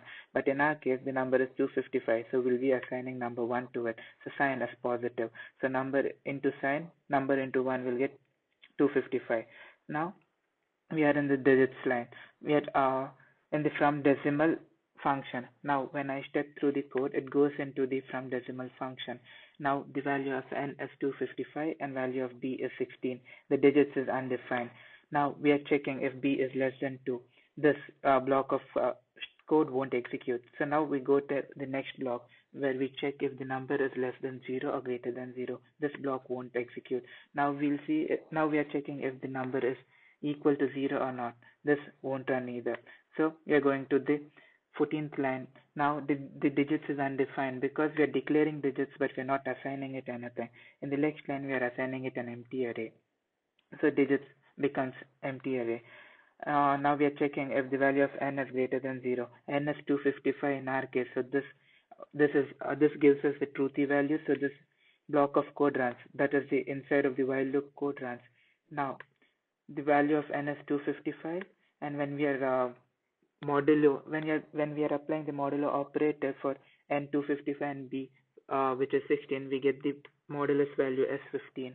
Now we are flooring it down and we are dividing n divided by b, that is the numerator with base, and we get n as 15. Now we are inserting the value of m into the array. Now digits becomes 15. Now we are checking if the value of n is greater than 0 or not. Here n is 15. So this block becomes true. So we get a truthy value and the block executes. The same thing happens when we run the code. We get m as 15, n becomes 15, and we are inserting it into the digits array in the first place. So we get 15 again. Now n is equal to 0. This code won't run. So we are returning the digits and we go back to this line which is 59. Let's see. So I'm running. We are returning the digits. We are in the line 22, and after that we are going back to the line 59. Here digits is 15, 15, and number is 255, base is 16. Now we enter the encoding function. We are passing in the arguments digits, which is 15, array of 15, 15, and the character map, which is 0 to 9 and A to Z. Okay. Now we are stepping through, and now we are inside the function encoding. We can see that the digits as an array of 15, 15, and the character map of 0 to Z. Now we are encoding as a variable encoding as an empty string as value. Now we are checking if the digits dot length is greater than character map dot length. If this block is true, we return character map is not long enough, but this is false, so we enter the for loop. Okay, here digits is 15, 15. You can see here digits is 15, 15. Now we are looping over that array. So D is 15 now. That is the first value. And when we loop over it, we can see that one second, encoding becomes F because we are finding out the value at the 15th position, and so when the value is 15 in the 15th position. Now again we are inside of the for loop, and the second value is 15 as well, so the encoding gets an additional F, that is FF. Now what happens is we return encoding and we go back to line 61. We are checking if the sign is negative or not. In our case, the sign was 1, so this block of code won't execute, and we return the encode value. And after we return the encode value, we console log the output. And when we see the console log, when we see the output, one second. Okay, I screwed it up. Let me close it. Okay.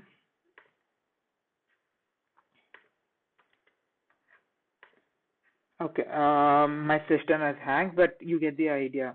The output we get is FF. Now, thanks for watching the video. See you in the next video. Hello, welcome to this video. In the last video, we implemented an algorithm for our custom base, which gave us the representation of a decimal in the format we specified. In this video, we shall talk about floating point numbers and see why 0.1 plus 0.1 plus 0.1 is not equal to 0.3. Before we start, let's do an equality check and see what happens when we compare 0.1 plus 0.1 plus 0.1 triple equals to 0.3. And we get false. We shall see why in this video. JavaScript's default implementation for representing numbers is float. Float uses fixed number of bytes, 8 bytes, that is 64 bits. Those 64 bits are used up as follows. Sign takes up 1 bit, exponent takes up 11 bit, and significant digits takes up 52 bits. Significant digits are all digits except leading and trailing zeros. In this example, we have 5 significant digits. The leading zeros are taken care by the exponent, and the trailing zeros are ignored. A 52-bit can contain approximate of 16 to 17 significant base 10 digits. Okay. Some numbers cannot be represented using finite number of terms. Numbers in a computer are represented using bits, not decimal digits. 0.1 is equal to 1 by 10. If you convert this to binary format, we get 0.0001111 and so on in base 2 format. When we expand to a fraction and when you calculate, then you end up with a value 0.1, so on, and in the 17th decimal point you get a change, and that is 5, 555, 1111, 51, and so on. Some numbers have a finite binary representation and few of them do not. For example, 0.75 base 10 has a finite binary base representation of 0.11 base 2 and it gives us the exact float representation, and whereas 0.1 whereas 0.1 on the other hand has infinite binary representation and it gives us the approximate float representation. That is why 0.1 plus 0.1 plus 0.1 is not equal to 0.3, and it fails the equality test when we check the equality and we get false. It's not just with 0.1. There are quite a few numbers, and when you come across a line in your code and if you get your output as false, approximate floating representation might be a reason. In the next video, we shall talk about absolute, relative tolerance, and combine absolute and relative tolerance to figure out a way to make 0.1 plus 0.1 plus 0.1 equal to 0.3. Thanks for watching this video. See you in the next video. Hello, welcome to this video. In the last video, we saw that few numbers cannot be represented with a finite binary representation. This can lead to bugs in our code. We took an example of 0.1 plus 0.1 plus 0.1 is equal to 0.3. This is a mouthful, isn't it? Now, let us set a fixed position of 0.1 to 25 and see what the result is. I'm console logging it. Console log 0.1 to fixed. I'm using the toFixed method by JavaScript. That's an inbuilt JavaScript method. And I'm setting the fixed position to be 25. And when I console log it, we get 0.1 with so many zeros and with 555, 1111, 51. There are so many leading zeros, and only near the 17th decimal point we get a change. That is 5 in the 17th decimal point, and so on. Now, instead of me logging out for each individual 0.1, I'm going to multiply it with 3 and see what the result is. We get 0.3 with so many zeros and 4 at the end. Now let us console log the fixed precision of 0.3 and set it to 25. We can see that the result is 0.2 and so many 9s, so many 8s, 9777698. It clearly is not equal. So this is the sole reason why 0.1 plus 0.1 plus 0.1 is not equal to 0.3, and that is why we fail when we do the comparison testing, when we use triple equals to or double equals to. Now you might be thinking that what if we set individual precision, that is two fixed method to each individual value and compare it. This is going to fail because we are simply applying it to each value, which is not going to have any effect. But it can be used to the entirety of both sides, and when we do that, we get the output to be true when we do the comparison testing. And let me show you what I'm talking about. Console.log 0.1 plus 0.1 plus 0.1, and I'm setting the two fixed value to be 5 this time, and let me do the comparison testing with 0.3, and I'm setting the precision to be 5 for 0.3 as well. And let me clear the console, and I'm commenting the first 3 lines. Okay, and when I execute this code, we get the output to be true. But this is not flexible. Here we saw the precision up to 5. What if you want to change 5 to 25? And when we run this code, we'll get the output to be false. To solve this problem, and I'm clearing this. Okay. To solve this problem, we can use absolute tolerance as a fix. What is absolute tolerance? Absolute tolerance is a threshold below which the value of the ith solution component is unimportant. Let me break down the definition for you. We use an appropriate range, let's say epsilon, and I'm denoting epsilon with E. Epsilon, and epsilon is greater than 0 for A equals to B, that is A variable as 0.1 plus 0.1 plus 0.1 and B is 0.3, and for both of them to equal, it should match the condition where absolute value of A minus B is less than epsilon. Only when this condition satisfies, we'll get the output to be true. I'm clearing them. Okay. Let me tell you what I'm talking about. Let us code a function and let our epsilon be 10 to the power minus 15. That is, our absolute tolerance is 10 to the power minus 15. I'm writing the function, and I am writing an anonymous function, and I'm assigning it to is equal variable, and the anonymous function has 3 parameters, A, B, and epsilon. And I'm returning math.absolute value. Absolute value is an inbuilt method inside of JavaScript. I forgot to put arrow here. Okay, absolute, and I'm passing A minus B and checking if it's less than epsilon. Cool. Now let us assign the variable A, where A to be 0.1 plus 0.1 plus 0.1, and I'm assigning variable B the value 0.3, and I'm assigning tolerance to be 10e to the power minus 15. Now let us run the function. Console.log is equal, and I'm passing the arguments A, comma B, comma tol. Let us see what the value is this time. We get the output to be true, but there is a problem with this solution. Our absolute tolerance was 10 to the power minus 15, and it was for 0.1 plus 0.1 plus 0.1, and the value was 0.3. But if we change the 0.1 to be 1 lakh point 1 plus 1 lakh point 1 plus 1 lakh point 1 and B to 3 lakhs point 3, we'll get the output to be false. I'll show you why after this example. I'm setting it to be 1 lakh point 1. I hope I'm getting the zeros right. 3 lakh. Let us check now what the value is this time. See, we got it as false. I'll tell you why we get false when I change the value from 0.1 to 1 lakh point 1. Let me I'm commenting these lines. Let me write down the code, and I'll show you what is happening. Console.log 0.1 0.1 plus 0.1 plus 0.1, to fixed 25 minus 0.3 to fixed 25. Okay, and I'm fixing 25 to the entirety of the solution. Now when I run this, let me bring this a bit up. Okay, when I run this, we get the output to be 0.000, and near the 17th decimal we have 5. Remember that near the 17th decimal we have 5.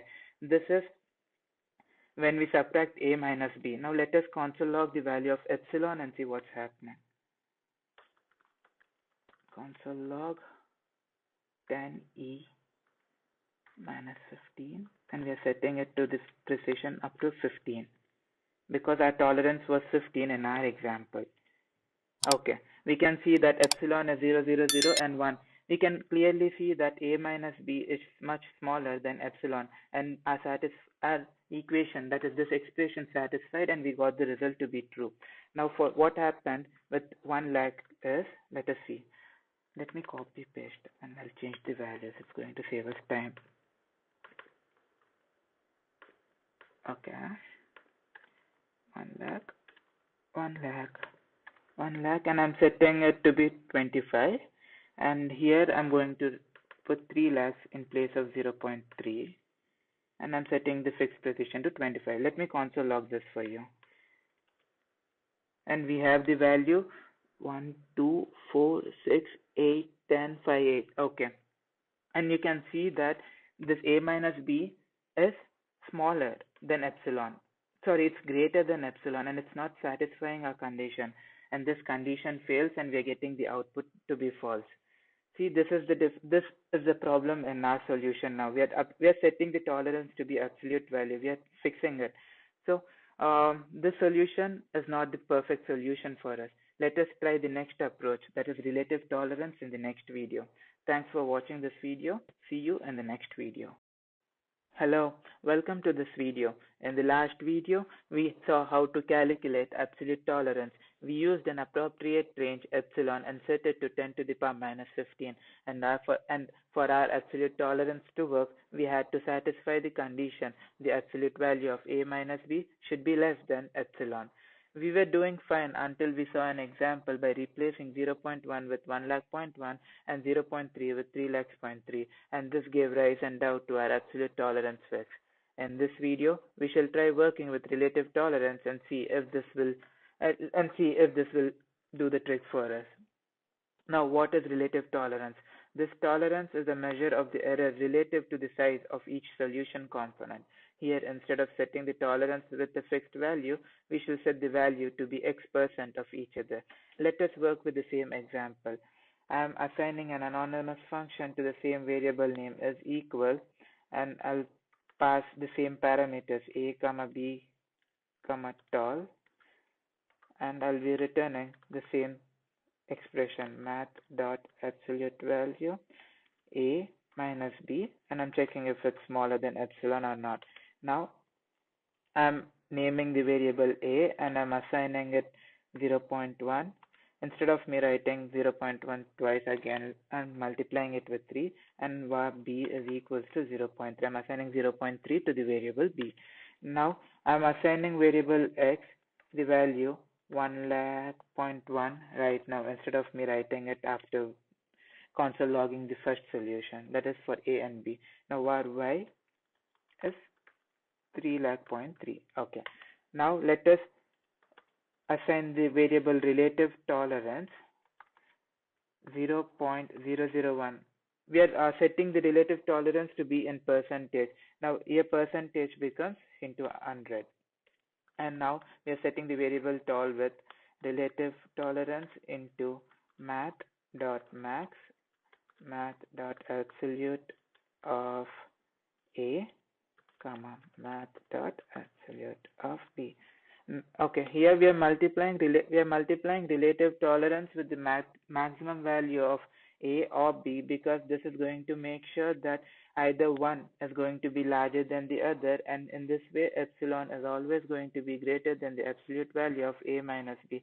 And now we can be safe and we are sure that the epsilon value is going to be greater than the absolute value a minus b, and the solution we are going to get is not going to vary across different numbers, and we are assigning the value to the variable tolerance. Now let me console log by calling the function as equal, and I'm passing the parameters a comma b comma tol. And now let us see what the answer is. If EPS is not defined, okay, sorry, this should be epsilon. Cool. Now we get the answer to be true. We got true when we passed a comma b in absolute tolerance as well. Now let us try passing x comma y instead of a comma b. And while running it, we get the answer to be true. While we did it with absolute tolerance, the solution was false, but with relative tolerance, we got the answer to be true. Amazing, isn't it? But haha, there's a small problem in this solution. That haha was sarcastic, by the way. But there's a small problem in this solution too. And I'm leaving this to you. Find out what the problem is. I'll give you a hint. It has got to do with values closer to zero. And try combining both absolute, this one.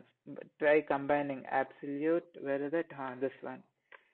Absolute tolerance and relative tolerance, and apply both of them in a single function. You might get the solution. I'll see you in the next video with the solution. Thanks for watching this video. See you in the next video. Hello, welcome to this video. In the last video, we spoke and saw about relative tolerance and how relative tolerance solved the problem that absolute tolerance couldn't. But while closing the video at the end of the last lecture, I told that relative tolerance had a problem too. Relative tolerance has a problem while working with values closer to zero. Suppose you have a code, and in your code you only want to check the values up to 5 precision points. Suppose you have a variable with the name x and you're assigning it a value of 0.0001. You can see that the precision points are greater than 5, and you have a variable with y and that has a value of 0.0001. In both the cases, the precision points are greater than 5. But just because now in your code you only want to check up to the precision points of 5, and you want x to equal 5. In your case, you want x to be truthy when compared with y, so you want the output to be truthy when both x and y are compared. But while working with relative tolerance, you are going to get the output as false, because absolute value of a minus b is going to be greater than the epsilon value. Let me show you. Let me first declare a variable relative tol, RELTOL, and assign it the value of 0.01 into 100, and I'm declaring a variable tol, and I'm assigning it the value of relative tolerance into math.max math.abs of x and math.abs of y. We are multiplying relative tolerance with the larger out of the both x and y value. Now I'm assigning a breakpoint at line 10, at line 9 or 10 somewhere, okay? And instead of the function as equal, I'm going to declare a variable res, and I'm going to assign it the value of absolute value of a minus b. Now let me execute the file. Now we enter the debugger mode. I'm stepping through the code. When I step through the code, okay, you can't see the value clearly, but the value of epsilon is 1 into 10 to the power minus 8. And value of res is 9 into 10 to the power minus 8. Clearly, the value of res is greater than epsilon. So we are getting the output to be false. But in our code, in our use case scenario, we are only checking up to 5 precision points, and we want the value to show, we want the result to be true instead of false. In this case, we are going to use absolute tolerance. We are going to combine both the methods. We are going to calculate the absolute and relative tolerance and use the larger of the both tolerances. That is, we are going to find out the maximum of absolute and relative, and we are going to assign the variable tol with the larger value. Now I'm going to declare a variable absolute tolerance, and I'm assigning at a value of 10 to the power minus 5. In our case, we are only checking up to 5 precision points. That's the reason I'm putting 5 in this case.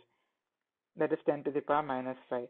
Now I'm going to check the maximum value of relative tolerance and absolute. Math.max relative tolerance And here I'm putting the absolute tolerance. So we are assigning the variable tolerance with the larger of the two tolerances. Suppose if the absolute tolerance has a greater value than relative tolerance, we are going to assign the value of absolute tolerance to the variable tolerance. Suppose if the value of relative tolerance is greater than the absolute tolerance, we are going to assign the value of relative tolerance to the variable tolerance. Now let us execute the code and see what the value is. Output is, let me come out of the debugger mode. Let me refresh the page, clear the console, and I'm executing the file again. We get the output to be true. In this case, our use case scenario is working perfectly fine. We wanted to check up to 5 precision points, and we are checking up to 5 precision points, and we are getting the output to be true. Be careful while working with relative tolerance with values closer to 0. In this case, we are combining both absolute and relative tolerance. This is the best approach for you to work with in your code solutions or in your working problems. Thank you for watching this video. See you in the Hello, in this video, we'll speak about a short topic, Boolean short circuit evaluation. This topic is something you're familiar with, but I'm going to dwell on this topic in this short video. You might think, how can this be an advanced topic? It may or may not be depending on your use case, but the example we'll see is going to be a basic one, and you might have worked with it in your projects. But nonetheless, I wanted to speak about this topic. Here we have a table with values x and y, and we are going to look at the OR operator first. When x is 0 and y is 0, x or y gives us a falsy value, that is 0. And when x is 1 and y is 0, we get a truthy value, that is 1. When x is 0 and y is 1, x or y gives us a truthy value, 1. And when x is 1 and y is 1, x or y will give us a truthy value, 1. Here we have a parallel circuit. If x is true, then x or y will be true, no matter what the value of y is. So x or y will return true without evaluating y if x is true. This is known as short circuit evaluation of the OR operator. Here we have x, and this switch is open, and y, the switch is open. The current will flow through. The current is flowing in this direction, and you'll see if the switch of x is open or false. In this case, the switch is open, so the current will start flowing in this direction, that is in the y phase, and you'll see if the switch of y is open or closed. If the switch of y is closed as well, the output is false. Here we can see that we have two switches, x and y. The current is flowing in this direction. If the switch of x is open, and no matter what the switch is of y, that is closed or open, the output is going to be true. So no matter what the value of y is, in this case x or y, that is this one, x double pipe y, will return true without evaluating this. The current is going to flow only through this direction, and current is not going to touch this phase. So without evaluating what y is if x is true. This is known as short circuit evaluation of the OR operator. Here we have two, x and y. The switch of x is open and the y is closed. So the current is going to see if the switch of x is open or not. If the switch of x is open, the current is going to flow in this direction, and we get the output to be true. Here the current is flowing in this direction, and we can see that the switch of x is closed. So the current is going to flow through this phase, and the output is going to be true. I'm going to harp on this again. It's not going to evaluate y if x is true. This is the short circuit operation of the OR operator. Similarly, we have the AND operator. Here we have x and y and x ampersand y. Sorry, this should be AND. Let me change it. 1 second. And this should be double ampersand instead of the double pipes. Okay, we have x and y and x ampersand y. If the value of x is 0 and the value of y is 0, we get a falsy value, that is 0. If x is 0 and y is 1, we get a falsy value, 0. If x is 1 and y is 0, we get a falsy value, x ampersand y, as 0. And when x is 1 and y is 1, x ampersand y is going to be 1. Here we have a series circuit. If x is false, then x and y, x ampersand y, will be false no matter what the value of y is. So x and y will return false without evaluating y if x is false. This is known as the short circuit operation. This is known as the short circuit evaluation of the AND operator. Here we can see that the current is flowing in this direction and the switch of X is open. So X double ampersand Y is going to return the false. The current is going to flow through this direction and see the switch is open. So Y is not going to get evaluated. The current is going to break down here and the output is going to be false. Here we have the switch of X to be open and Y to be closed. The current is going to flow in this direction. As X is open, X double ampersand Y is going to be false. Here the switch of X is closed and Y is open, so the current is going to flow in this direction. It's going to cross X and it's going to see that the switch of Y is open, so the output is going to be false. Here the current is flowing in the X direction and in the Y direction. Both the switches are closed. The output is going to be true. I'm going to harp on this again. If X is false, then X and Y will be false no matter what the value of Y is. So X and Y will return false without evaluating the value of Y if X is false. Here X is false, so it's not going to evaluate what Y is. The output is going to be false. This is known as short circuit evaluation of the AND operator. Let us look at an example in the next video. Hello, in the last video we saw what short circuit evaluation was. In this video we shall see an implementation of short circuit evaluation. This concept is no new to you. In this video I am going to run through a code rather quickly. This is going to be a short video. Let me open the developer tools.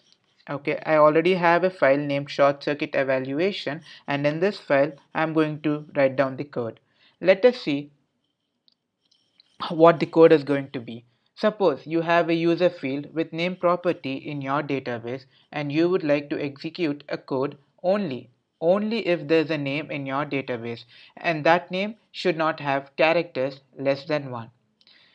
Let us see how we would do this without short circuit evaluation.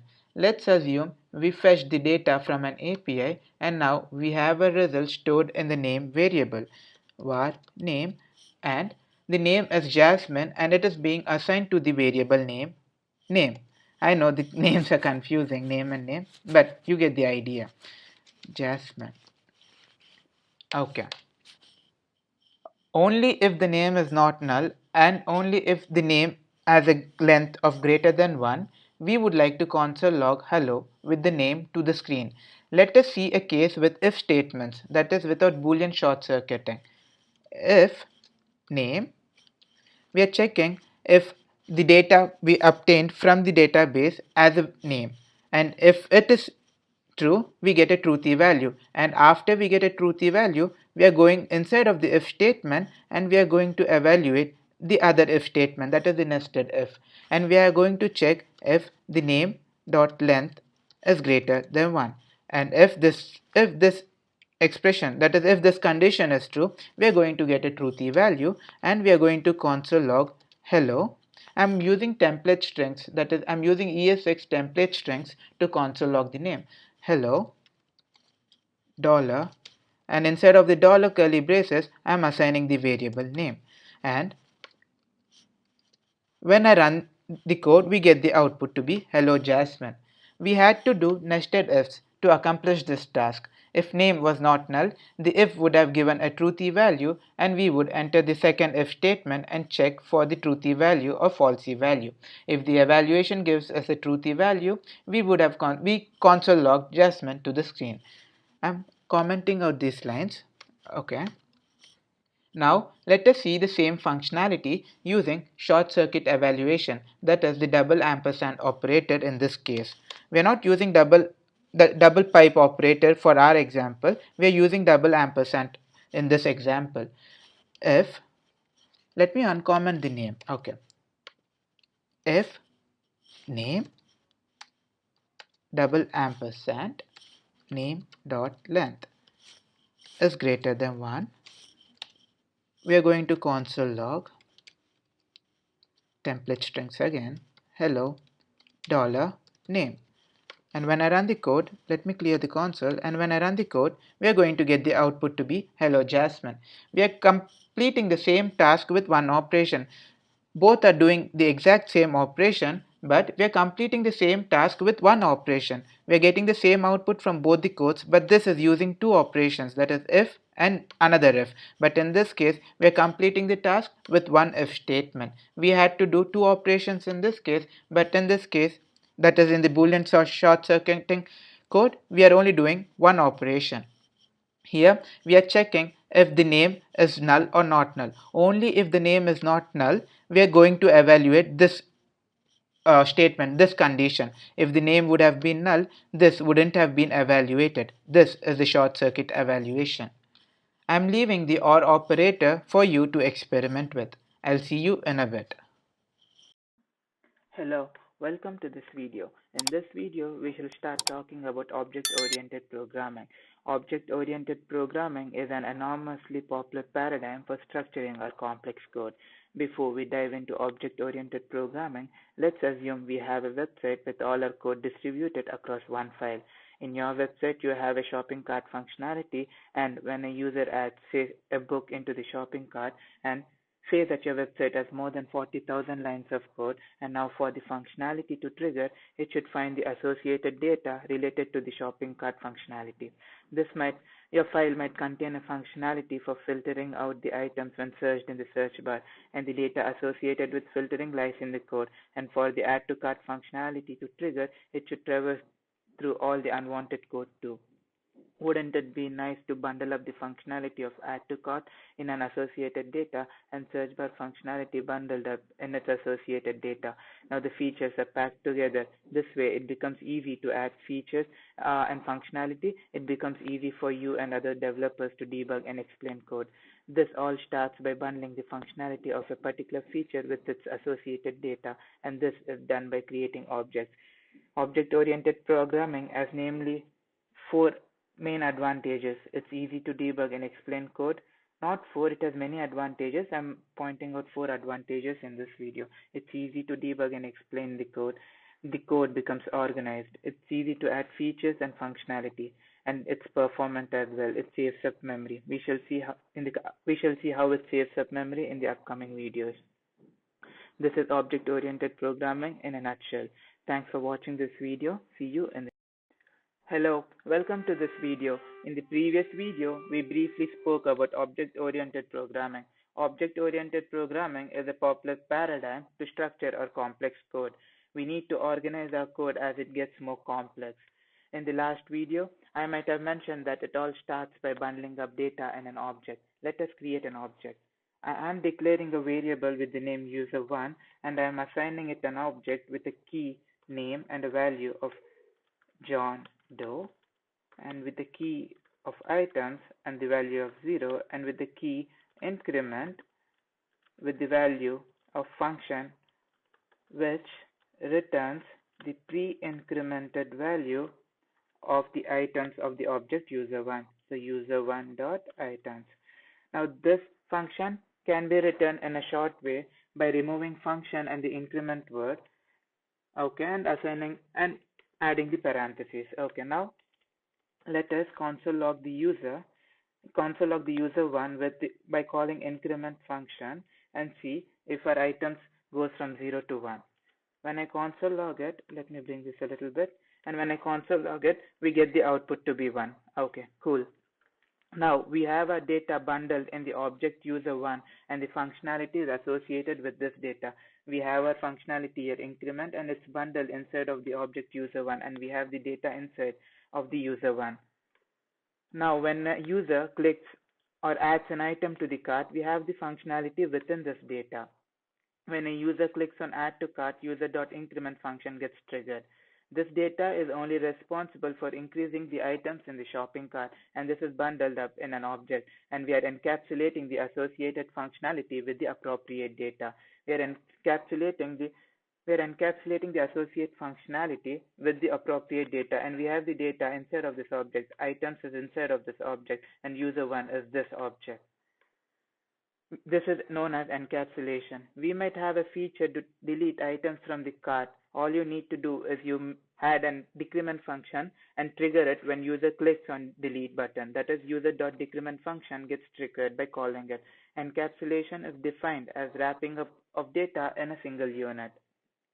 Okay, now with the encapsulation aside, let us talk a bit on how you can create an object. This here is one way of creating an object. This is known as JavaScript object literal. A JavaScript object literal is a comma-separated list of name value pairs wrapped in curly braces. This is the name and this is the value. This we are wrapping it in a curly brace and we are separating it with a comma. Name, value, comma, and we are wrapping it inside of curly brace. Object literals encapsulate data enclosing it in a tidy package.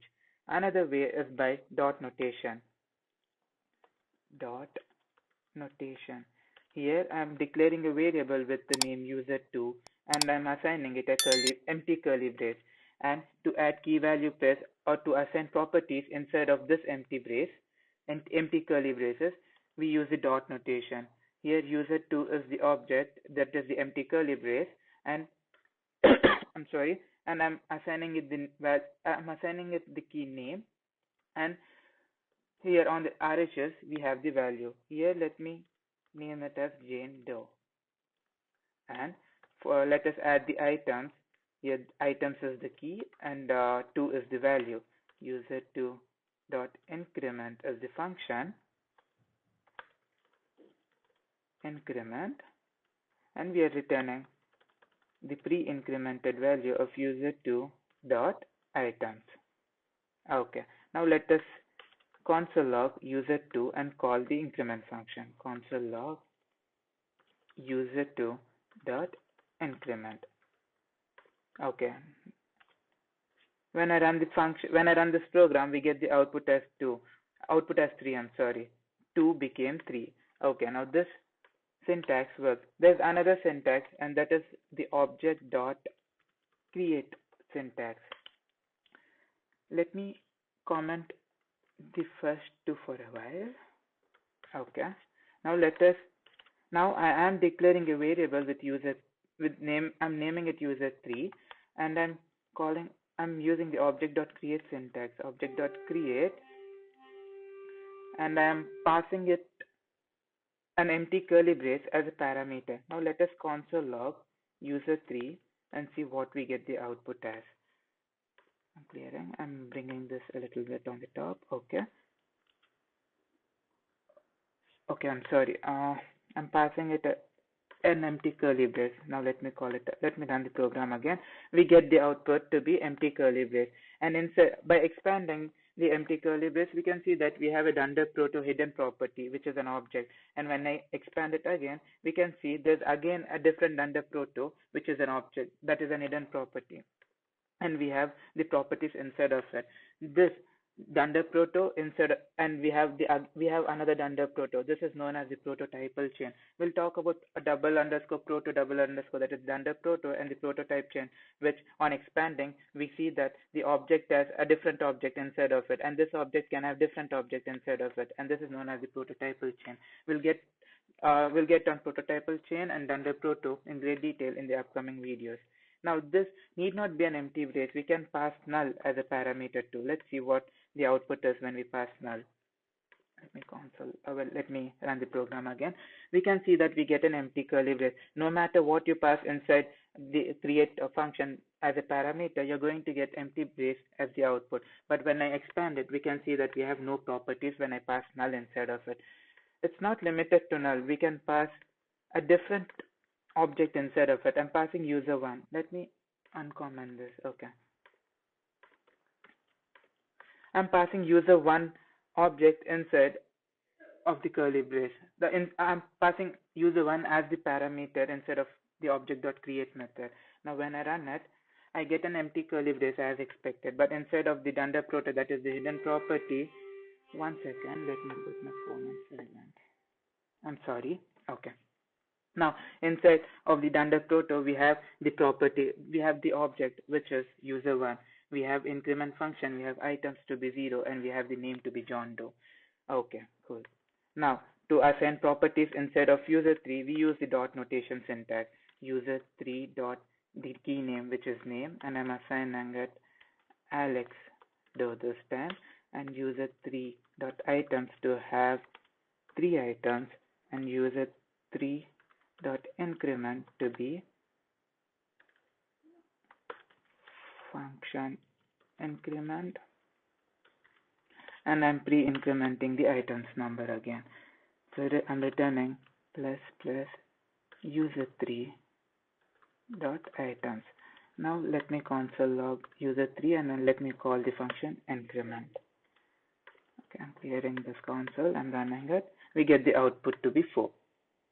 Okay, so we are done with this video. In the next video, we shall create a function where we house all the objects. In this, we are creating different objects for different users. Suppose if we have millions of users, we can't assign an object to each and we can't keep creating a different object for every user. So we'll house all the functionality inside of a function. So thanks for watching this video. See you in the next video. Hello, welcome to this video. In the previous video, we spoke about encapsulation and saw 3 ways to create an object. The first way was using object literal syntax, the second one was using the dot notation, and third one was using object.create. Let us reiterate what encapsulation is again. Encapsulation is defined as the wrapping up of data in a single unit. We created 3 users with key value pairs, that is user1, user2, and user3. But we can't manually create objects every time. What if we had a million users? In this video, we shall create a function and house in the functionality inside of the function, and we shall create users by calling the function. This way, we need not create object with increment name items in all the users manually. I already have a file users.js, and inside of users.js, I am defining a function and I'm calling it users, and inside of users I'm passing in the parameters name and items. Inside of the function I am declaring a variable new user and I'm assigning it an empty object. To assign properties into the new user object, we'll be using dot notation syntax. New user dot name, name being the key and name here being the value that is being passed from the parameter. New user dot items, items being the key and items being the value that is being passed from the parameter again. New user dot increment, increment is the key and I'm assigning the increment key a function of increment which returns the pre-incremented value of items, that is new user dot items. Now I'm returning new user, that is we are not returning the object, we are returning the values inside of the object to the variable from where users was called. Now inside the global memory I am declaring a variable with user1 and I'm calling the function users and I'm passing in the argument John Doe and items to be 2 for John Doe. Now I'm console logging user1, sorry. When I console log, we can see that we have an object name of John Doe, items to be 2, and increment to be a function. This is being returned from the new user, and we are assigning it to the variable user1. Now let me increment the items value, and let us see if 2 has been changed to 3. We can see that now 2 has become 3. Okay.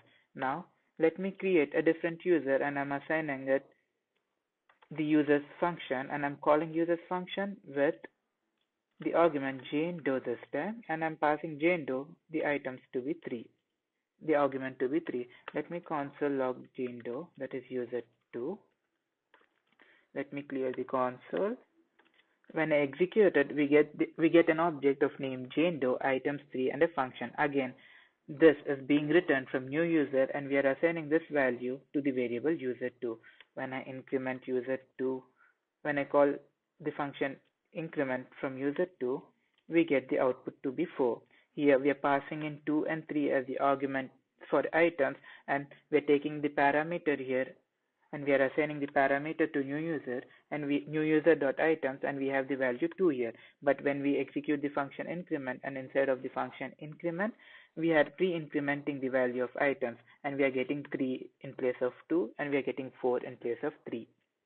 Everything works fine. We are getting the solution as expected. But there's one small problem with this solution. Not small problem, there is a problem with this solution. Let me show you what the problem is. I'm putting a breakpoint at line 12 and I'm executing. We enter the debugger mode now. Now, in line 12, we are calling the function users. So when we call the function users, we are sending the argument John Doe and 2 and the argument 2 to the function users.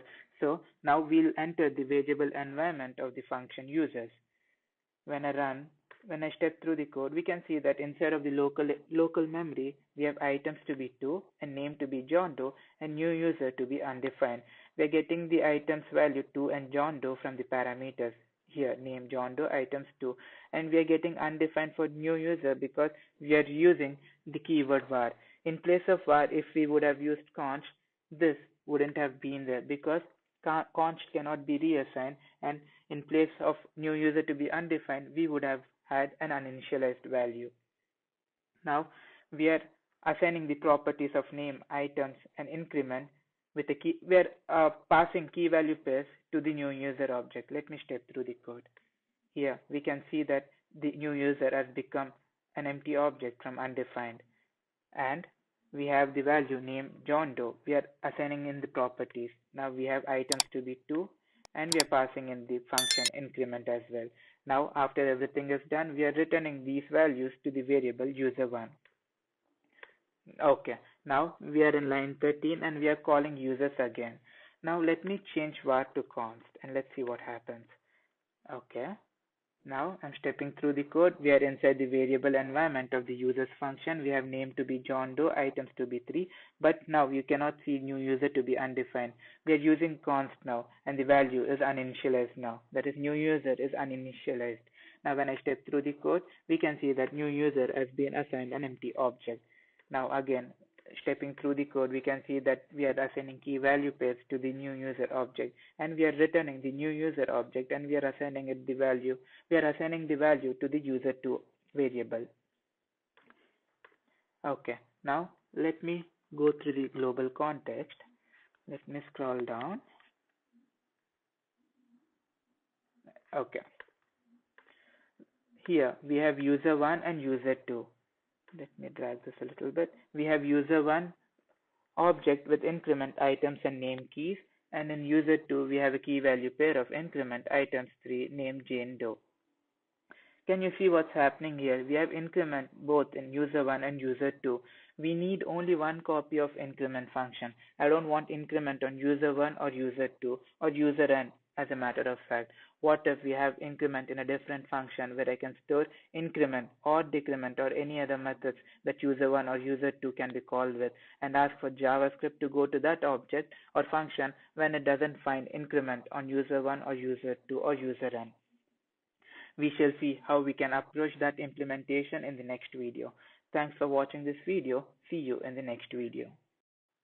Hello, welcome to this video. In the last video, we spoke about how having many functions inside of every object is a problem and how we would solve that problem in this video. We told it was a problem but never spoke about the problem. The problem is when we have so many functions inside of every object, it's going to cause performance issues. It's going to occupy a lot of unnecessary space in the JavaScript memory manager or the memory heap. In this video, we shall create an object and house in all the functions, and when we call the increment function, in our example we chose increment. So when we call increment function from the user object being the returned value from the new user, and when after returning the value, we are assigning it to user1 variable, and user1 is now an object. So when we call increment function from the user object, instead of throwing an error, we'll see how JavaScript is going to call the function from the repository of functions object. I am going to create a new file and I'm going to name it functionrepo.js. Instead of functionrepo.js, I am going to define a function and I'm calling it users, and users as two parameters, name and items. Inside of this function, I'm going to declare a new variable and I'm calling it new user. And instead of assigning empty curly braces, instead of assigning an empty object by passing empty curly braces, this time I'm going to use object.create and I'm passing it null. Okay. Now to assign properties inside of the new user empty object, I am going to use dot notation syntax. New user dot name. Name being the key and name being the value. That value is coming from the parameter from user's function. New user dot items, and items being the parameter value coming from the parameter. This time we are not going to add a key of increment function and a value of increment function. This time we are going to return the new user with key value pair of name and items. Return new user.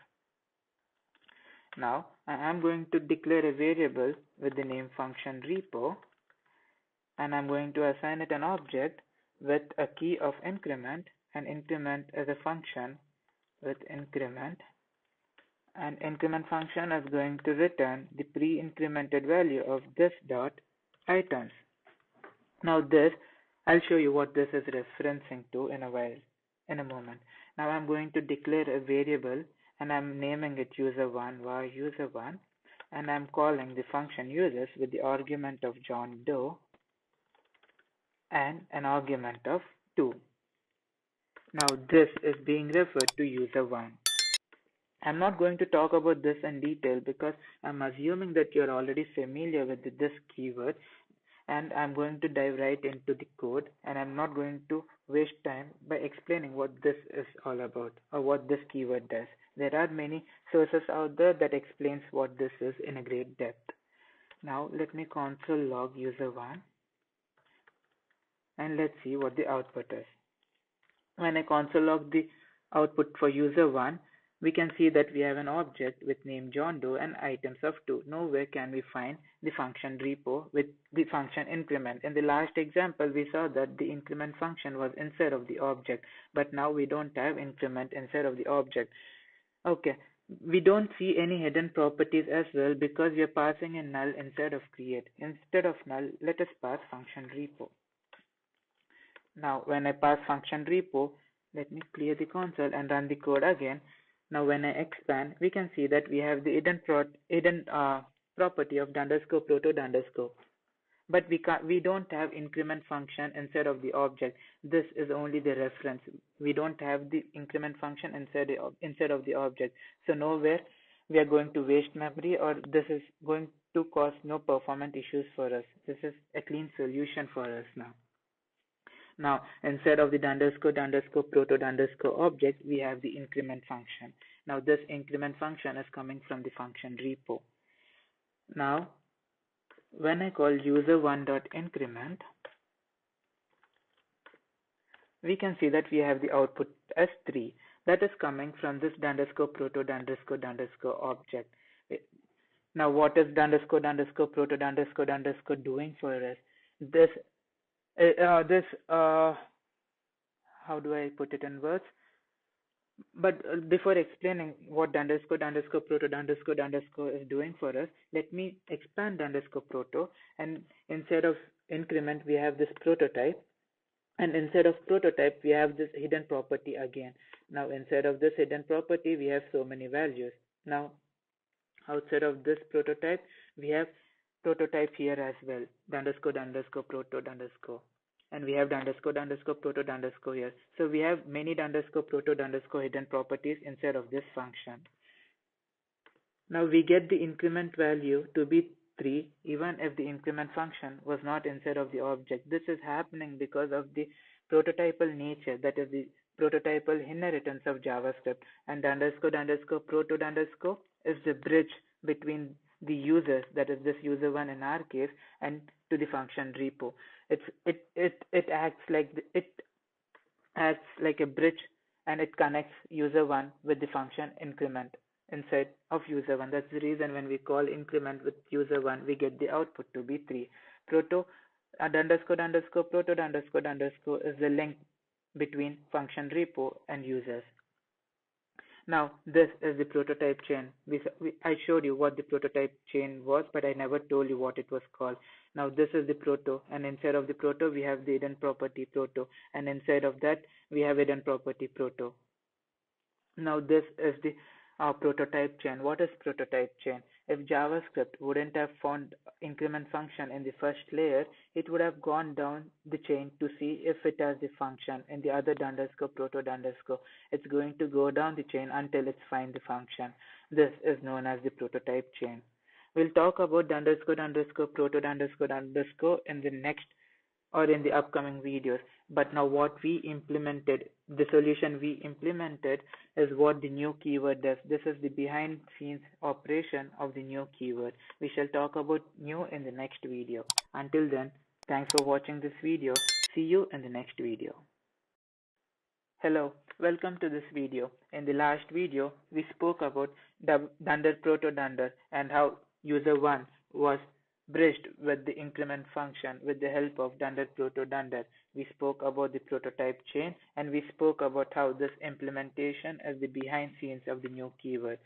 Let me run this function and let us see the console. Here we have a key value pair of name John Doe and items 2. Here we don't have the increment function. We are referencing the increment function which is saved inside of a different object by this dunder proto dunder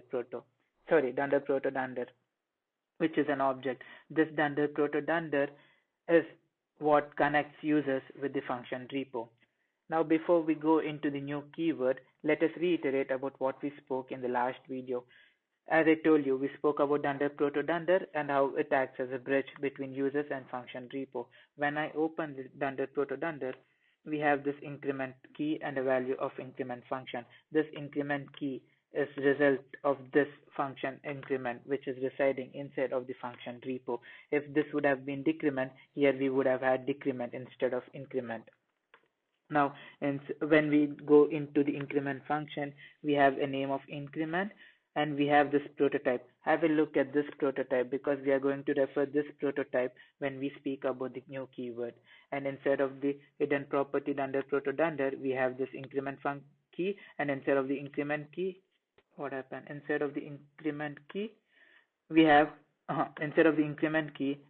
dunder proto dunder as well. Now when we go back outside, we have this dunder proto dunder, and this is known as the prototype chain. What is prototype chain exactly? Now instead of increment, if the user 1 would have been called with decrement function, we don't have decrement function inside of our function repo. But what if we had called decrement instead of increment? JavaScript would have gone instead of this dunder proto dunder and would have looked for decrement function. It would have searched over here, and if it wouldn't have found decrement function at the top layer, it would have gone instead of this dunder proto dunder object, and if it wouldn't have found there as well, it would have gone deep inside. It would go until it finds the decrement function and only exits out if it doesn't find the decrement function, and this is known as the prototype chain. Traversing down the chain with the help of the hidden property dunder proto dunder is known as the prototype chain. And this dunder proto dunder acts as a bridge between user 1 and the function repo because of the JavaScript's nature of the prototype inheritance. Now, let us see how this implementation is the behind scenes implementation of the new keyword. But before we start coding, let me tell you what the new keyword does automatically for us. If we add new keyword before the user's function, new keyword is going to do three things for us. It's going to create an empty object with the name this automatically for us. It's going to return the value automatically for us, and it's going to eliminate object.create for us. It's going to create object automatically for us as well. So when we add new, we need not return the new user. We need not create this one as well. And this new user is no longer available, and this new user is replaced with this because we are creating an empty object, and the empty object has a variable name of this. Okay, let me delete them. Let me remove this as well. Let me uncomment this and let me uncomment this. Remember that when we console log this one, and instead of the increment function, we had this prototype. We are going to speak about this prototype right now. Now I'm going to create a file and I'm going to name it new keyword.js. Instead of new keyword.js, I'm going to define a function and I'm going to call it users, and users is going to take two parameters, name and items. And instead of the function, I am going to assign a key to this object by using the dot notation syntax. So this dot name, name being the key, and I am assigning the value of name which is coming from the parameter. And this dot items, items is the key, and items being the value is coming from the parameter. Now, as I told you, we need not return the values. New takes care of it. Now, here, instead of object create, we passed in function repo. But how are we going to do that with the new keyword? Here we don't, with the new keyword, we don't have this option of passing the function repo, instead of which our functions reside. With the new keyword, we are going to use this prototype.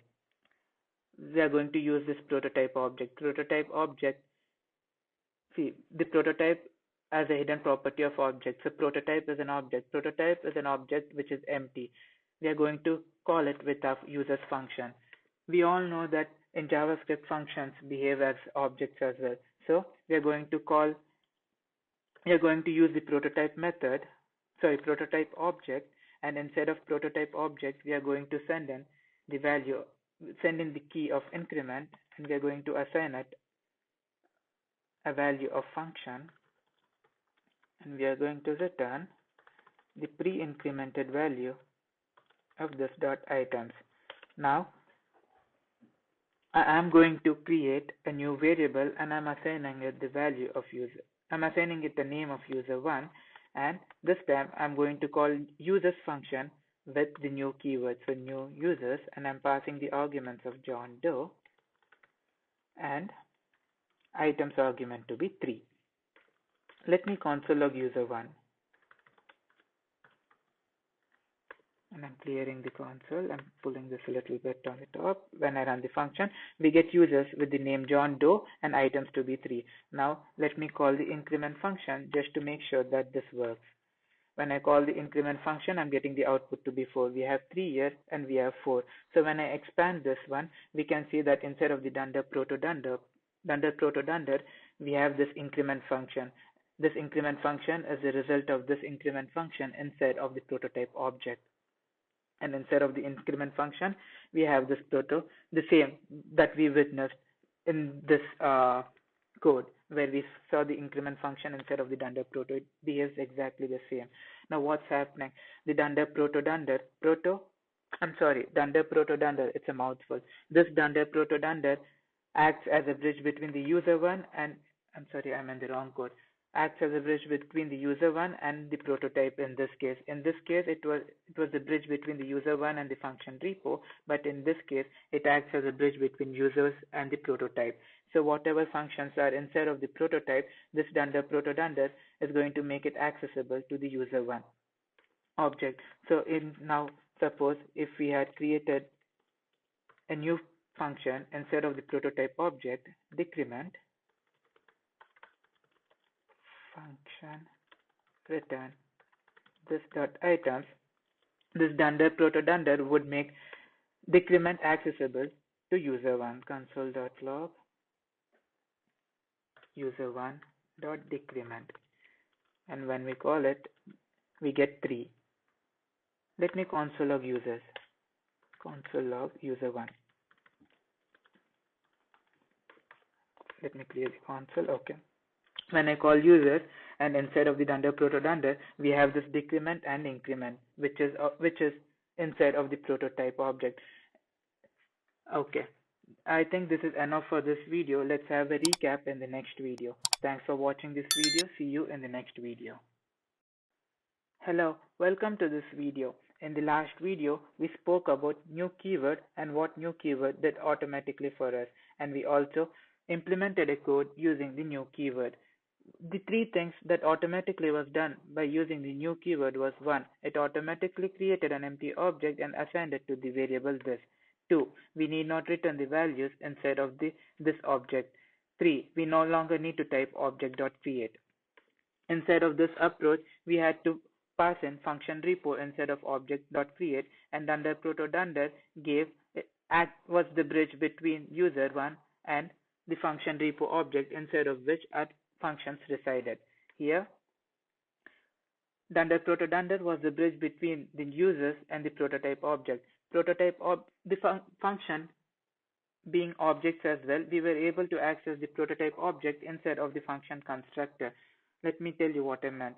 Let me console log the code, and instead of the users class, we can see that instead of the dunder proto dunder, we have this constructor, and instead of the constructor, we have a prototype. So this prototype, we were able to access this prototype, and instead of this prototype, we added the key value pair of increment and with the value of function increment, and decrement with the value of the function decrement, which returns the decremented value of the items. Now suppose, let me comment these two, and let me run the code again. Let me clear that, and let me run the code again. Now instead of users, we have dunder proto dunder, and instead of the constructor, we have a prototype which is empty, which is an empty object for now. So instead of this prototype, we added increment and decrement function, and dunder proto dunder acts as a bridge for connecting users with those functions. And we also spoke about how this was the behind scenes implementation of the new keyword, and I hope you understand why this was the behind scene implementation of the new keyword. In the last lecture, I forgot to mention that whenever you use the new keyword, it's a convention to make the first letter in your function name to be uppercase. Now, this tells that you're using the new keyword for the other developers. And there's one more thing that I had like to share. Let me comment these lines, and let me comment these lines as well. Now suppose you forgot to add the keyword new, and if you run the code, I'll tell you what happens. There's nothing serious damage going to happen. You're going to get the output to be undefined because there's nothing that we are consoling logged to the screen. Okay, I added a breakpoint to the line 14, and I'm executing the code. Now, when we enter instead of the function users and instead of the local scope, we can see that now this is being referred to the window scope, that is the global scope. Why is this happening? We now know that this was automatically created by the new keyword, but now there's no new keyword before users function. Now this is no longer an object. Now this function doesn't know what this is, so it's going to refer, or it's going to uh, put this in the global scope with the properties of name and items. When I expand this, we can see that we'll have the name property instead of the global, that is instead of the window scope. Let me scroll down. I'm almost near M, and okay. See, we have the name property instead of the global scope. There's no serious damage going to be happen. There's no serious damage going to be happening, but I just wanted to let you know that this is going to happen if you forget to use the new keyword. Okay, thanks for watching this video. See you in the next video. Hello, welcome to this video. In the last video, we had a review about the new keyword and what happens if we forget to add in the new keyword before the function. In this video, we shall talk about the class keyword. Class is just a syntactic sugar. Syntactic sugar is any aspect of the syntax of programming language that makes programs easier to read, write, and understand. I won't be creating a new file to write in the class functionality program. I'll be using this file and will change the existing code from this to the class-based approach. You see this approach over here is exactly the same with the class-based approach as well. All we are doing is we are making the syntax look much cleaner, and we are making it easier to write and read by adding the class-based approach, by going with the class-based approach. By adding in the class keyword, we need not write user.prototype anymore. We need not write user.prototype anymore, and this can be shortened to increment, and this can be shortened to decrement. Okay, now we declared function users with parameters name and items. With the introduction of class, we need not write function users. This is replaced with constructor. And for this approach to work and for these squiggly lines to go, we need to add class keyword, class with the name of the file, with the name of the class users, and and enclose all these inside of a curly brace. Okay, that's it.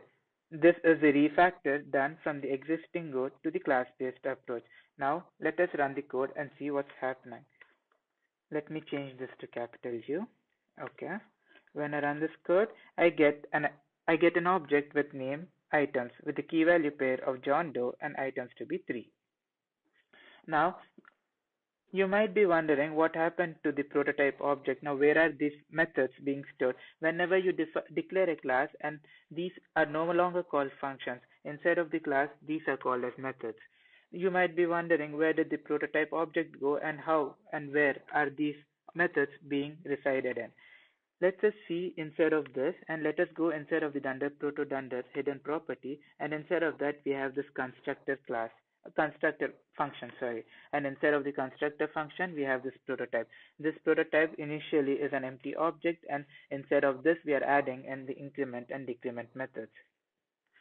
Constructor function is the first thing that is going to be executed whenever we call the users function.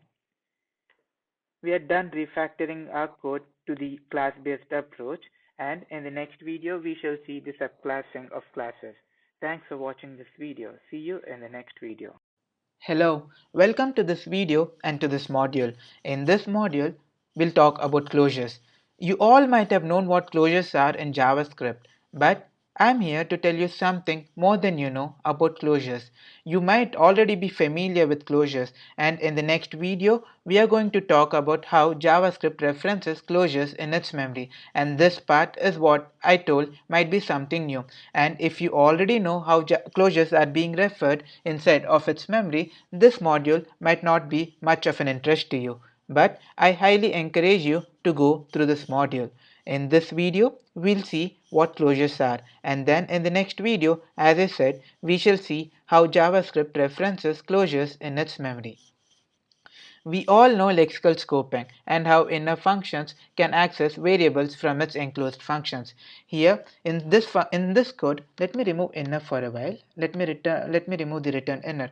In this code, we have myString inside of the outer function, and inside of the inner function we are console logging the variable myString, and when we console log myString we get JavaScript on the screen. This myString, there's no variable myString inside of the inner function, and this myString is being accessed from the outer function, and where myString is assigned the value of JavaScript. This is the lexical scoping and action. Here inner function can access variables from its enclosed functions. Here the enclosed function is the outer function. We also know that for each scoping, namespaces are allotted. Here for the outer function, the namespace is allotted, and for the inner function as a separate scope, namespace is allotted for this inner function as well.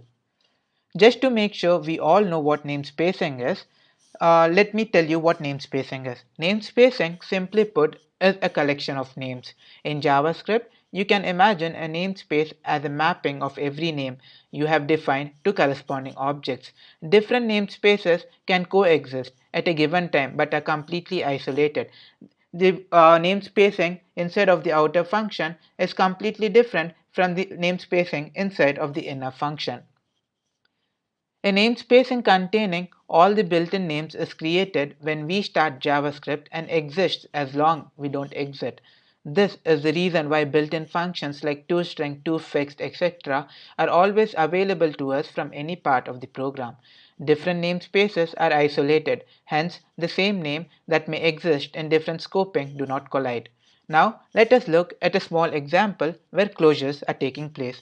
Let me open the developer tools, and I already have a file named closures inside of the snippet. And okay, let me remove this code. Okay, inside of closures.js I'm going to write exactly the same code that we saw in here. Let me, okay, this one, let me put the inner statement back. Okay, return inner. We're going to write down the exact same code inside of the closures.js file. Here I'm defining a variable, sorry, defining a function outer, and inside of the outer function I am assigning the value of JavaScript to the variable myString JavaScript. Now inside of the outer function I am defining another function. I am naming it inner, and inside of the inner function I am console logging the variable myString, and now outside of the inner function I am returning the inner function.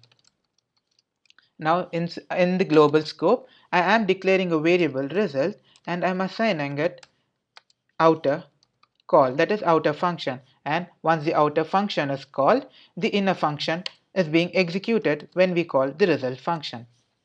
Here, when I assign outer function to the result variable with these two parentheses, we are calling the outer function, and when we call the outer function, we go inside of the outer function, and inside of the outer function we are assigning myString inside of the variable environment the value of JavaScript. And now after the variable is assigned to myString, we go down, and when this function is not being executed because this function is not being called, so we return inner, and we are returning inner to the variable result, and result now as the value of this one, the highlighted portion. And when I call result with the two parentheses, this function is being executed, and when this function executes we get the output JavaScript on the screen. Let me run the code, and we can see that the output is JavaScript. Now when we return the inner function, this one, when we return the inner function, the variable inside of the outer function myString is no longer referenced. And remember how garbage collector destroys variables that has no references. Then how is inner function able to access the variable myString? We are returning the inner function, and as our knowledge from the first module, we know that myString is not being referenced, and garbage collector destroys this, because when we return the inner function we are only accessing this portion, and myString is not inside of the inner function. MyString is inside of the outer function, but we are not returning the entire portion, and myString should be destroyed, but we are able to access myString, and this is happening because of the magic of double square bracket scope property, which is hidden inside of JavaScript. JavaScript has a hidden property, double square bracket scope, and what it does is it closes the variables enclosed within the inner function, that is the variables inside of the outer function. This portion, the scope property, is going to enclose every variables inside of the outer function, that is the enclosed portion, enclosed function of the inner function. This is called closures. Suppose if we had a variable of number, let me write it down. Suppose we have a variable of mynum and has a value of 10. Mynum is also being enclosed, that is this mynum is also being enclosed by the hidden property scope. Let me remove this. Now this part is known as the closure. Let me put a debugger statement at line 11, and let me execute the code. When I execute the code, I enter the debugger mode. Let me step down the code. We enter the outer function, and inside of the outer function we are assigning the value of JavaScript to myString. We can see that inside of the local scope, that is the variable environment, we have myString with the value of JavaScript. Now we are returning the inner function. When we return the inner function, we come to the global scope and we are executing the result function, and when we execute the result function, this inner function is being executed. We entered inside of the inner function, and we are console logging myString. Observe in the scope that we have, observe in the scope section, that is this portion, we have something called closure, and inside of the closure we have myString JavaScript. This is being done by the double square bracket scope, and this is how we are able to console log myString, and we are getting the output as JavaScript. This is closure. This whole region is closure. This entire portion is closure. A closure is an inner function, that is this function has access to the outer enclosing functions variable.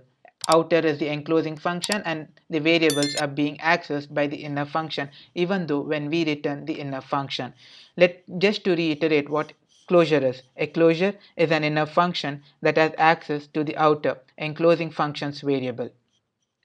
This is no new to you, but what I think might be new to you is how it's saved inside of the memory, and we shall see how in the next video. See you in a bit. Hello, in the last video we had a brief overview on closures. A closure is an inner function that has access to the outer, that is the enclosing function's variable. In our example, the outer function is the enclosing function and the variable that the inner function has access to was this variable myString with the value of JavaScript. To be precise, the inner function's enclosing function was the outer function and the variable that the inner function has access to was the variable myString that was inside of the outer function, that is the enclosed function. In the last video, I might have told that I put a debugger statement at line 11, but what I really meant was I put a breakdown at line 11 and when I executed this code, it entered the debugger mode. Okay, in the last video, we also saw how myString was able to access the value of JavaScript because of the hidden property double square bracket scope. And when we console logged, we got the output to be JavaScript. When we entered the debugger mode and when we stepped down through the code, we saw that inside of the scope box we had a closure with an object of myString and a key of JavaScript. MyString had a value of JavaScript, and when we console logged it, we got the output as JavaScript from this closure. Okay. A closure is an inner function that has access to the outer functions variable. Cool. In this short video, we shall see how the hidden property square bracket scope is able to retrieve the variables, which to our knowledge is destroyed by the garbage collector. Let me close the developer tools. Okay. I hope the zoom is sufficient. Okay, this is fine. Okay. Closures are higher order functions. Higher order function is a function that takes a function as an argument or returns a function inside of a function, and we are returning a function inside of a function, and that is closure. This whole region is the closure. Okay.